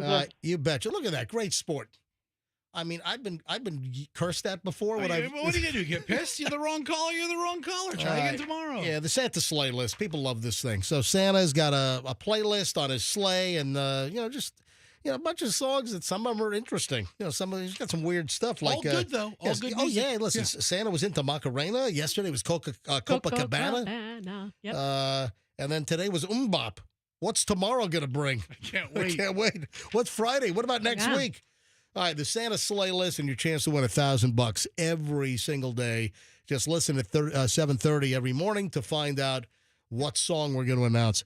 What is the deal with, again, these celebrity kids? Because, again, we've got a pair of celebrity kids that apparently are just effed up. Oh, I think I know who you're going to talk about. Number one, I didn't get to this yesterday. I had this in the pile yesterday. And then, actually, I had 2 in the pile yesterday. I didn't get to both of these. So who has kids that are all messed up? We talked about this one before. Yeah, this one we've talked about. Rosie O'Donnell's kid. This mugshot is next level. This Rosie O'Donnell kid is, and she's adopted, if I'm not mistaken. I don't think Rosie. Rosie has not bore a child. Yeah, I don't think that's it. Yeah. Well, the kid's adopted, but what is it with celebrity kids? And there just seems to be a higher rate of these kids being really messed up. Is it just growing up with their celebrity parents in the spotlight and they're kind of shushed to the side? But it just seems that the drug activity you've had celebrity kids that were shoplifters or committing crimes. Yeah, the latest on Rosie O'Donnell's kid, and I say kid, she's 27 years old. And, hey, why don't you get your act together? At 27, why don't you try to get it? She tried to join the 27 club, right? Isn't that the age where... Yeah, that's the age. Amy Winehouse. Oh, yeah. A lot of famous people Kurt died. Cobain. Yep. Oh, that's right. The list goes on and on. All the celebrities. Those were celebrities. I don't think we've had the celebrity kid list, it's 28. Oh, it's 28 for them. No. Jimi Hendrix, Janis Joplin, Jim Morrison. It's a ridiculous list of the celebrities that checked out at 27. So what did this kid do? I mean, she was busted for drugs about a month and a half ago. Drugs and all kinds of problems. And she's living in some crack house in Minnesota, and something with I think child abuse or something, or having a child in a drug environment. So Chelsea O'Donnell, Rosie O'Donnell's 27-year-old adopted daughter, taken into custody up in Wisconsin. Oh, Wisconsin. Again, on 2 felony counts of methamphetamine possession, a felony count for possession of narcotic drugs, 2 felony counts of bail jumping. Oh, my God, she's jumping bail as well. Oh, man. Get Dog the Bounty Hunter. Can you imagine Dog the Bounty Hunter going after Rosie O'Donnell's daughter? I'd watch that episode. Oh, yeah. That'd be great. Dog versus Mama Rosie. That'd be an interesting fight. Oh, it would. Yeah, she also faces 4 misdemeanor charges of resisting or obstructing an officer, possession of an illegally obtained prescription, possession of drug paraphernalia, and if you look at her mugshot, it is a total disaster. Call FEMA. Yeah, it's crazy. I'm calling FEMA on this mugshot. There's some skin issues going on that are probably not just your run-of-the-mill. No, it's the meth source. That's what I just am saying. It's not your run-of-the-mill. Yeah, just say it. She got meth sores going on. It's scabtacular. You see this little rosacea I have here right on the side of my face? That's a skin issue. What she has is drugs. Big difference. Yeah, Rox, don't be afraid to say that she's a crawling meth insect. Yeah, she's probably fiddled with a couple electrical devices in her life, taken apart a fan or 2. Wow. This is one of the worst mugshots I've ever seen. Yeah, it's awful. Yeah. So Rosie is responding to her daughter's 3rd arrest now. And Rosie said, yes, it's true. And she just acknowledges that she's been arrested. She didn't say much after that, but yes, it's true that her daughter's been arrested a third time. Everybody's talking about it. You want to hear something from Rosie? It's all she can say. Yeah, it's true. It's happened. Yes. Yeah. I mean, can Rosie abduct her and send her to rehab or something? You know, like in the middle of the night when they come and get you out of bed and try to save your life, save you from yourself. Apparently, Rosie wrote, after being bailed out by her birth mother, Chelsea was arrested again and is facing many charges related to her drug addiction. We all hope she's able to get the help she needs to turn her life around. Hashtag drug addiction. Hashtag tragic. Hashtag sadness. Hashtag truth. Hashtag I'm hungry, get me an egg salad sandwich. That was her last hashtag? It was. I like egg salad. It's good. Underrated. Yeah, the mother of four was taken into custody back on September 11th. I don't like egg salad when you overcook the yolk. I take that back. You know. Yeah. I have to say, let's talk about egg salad very briefly here, Fester, because I like egg salad, but there's some bad egg salad out there. Like if it's really fine, like the egg is like It's really gotta fine have blobs. texture. It's got to have texture. It's got to be like almost chunks of And the you know, egg. I don't mind celery and some white onion. Yeah, in just my- a little. in my egg salad. I do like mayonnaise. Hellman's. Skosh of Mhm. Dijon. All right, continue. I'm sorry. Yep. Go ahead. Michelle makes a mean egg salad. Oh, yeah? Michelle makes great egg salad. And You think it's hard to mess up, but people do it. no, it's very hard to mess it up. But people do it. It can happen. But they do it. I mean, there's probably more bad egg salad out there than, I mean, it's like cacio e pepe. Mhm. It's like cheese and pepper. It's like, how do you mess it up? The famous Roman dish. It's pasta water. It's pasta, preferably bronze die cut spaghetti or bucatini. It is the pecorino romano. You always got to one-up us with your damn cacio pepe. We're talking about a very We're talking pedestrian- egg First of all, salad. it's cacio e pepe, so Well, it's see, I cheese can't even and say pepper. it. That's Yeah. how one-upped I am. Yeah, I mean, here we are talking about, No, but it's a working man's meal of an egg salad sandwich. The point is, it's a simple recipe, but people screw that up. Most people can't make it. Most restaurants can't make cacio e. Most Italian restaurants can't make cacio e pepe correct here in the United States. So they're showing the two pictures of her mugshots, or the history of her mugshots. She Oh has my several of them God. now. I want to grab a Sharpie and connect the scab dots on her face. I want to see if it what kind of picture emerges. She is building a portfolio for that website, Faces of Meth. I want to do connect the dots on her face with her, You probably her get meth like scabs. a nice Cassiopeia or Andromeda, sort of a galactic. Oh, look, it's maybe Orion. Look at her nose down to her chin across. That's the Big Dipper right yeah, there. there's the Big Dipper. It's Orion's belt. It's Orion's belt. Right across her cheek. That. All meth scabs. Oh. I hope she gets the help. dots. But Rosie's in Yeah. a tough spot because Yeah. she's of age, she's 27. The birth mother is back in her life. There was obviously issues with the birth mother giving up a child in the first place, maybe. Here are the details on the child neglect. So she was taken into custody September 10th and October 10th on charges related to drug possession and felony child neglect. All right, so that's Rosie's kid. Then the other celebrity, Winona Judd's daughter, Grace, was arrested for stealing a church van from a pastor's home. What? That's great. Winona Judd. How old is she? 28 years old. Seems a little old to be stealing a church van. Oh, man. Winona Judd's daughter was arrested again, this time for stealing a Charlottesville, Virginia church van. Grace Kelly, really? 28, was taken into custody in Albemarle County, Virginia on, back in late October, and faces 7 charges. I guess stories just coming out, including 3 counts of felony grand larceny, driving without a license, destruction of property with intent, failure to use headlights. This again, a celebrity daughter, a celebrity kid, just a giant mess. And she's still locked up. She can't her mom's not apparently bonding her out. Wow.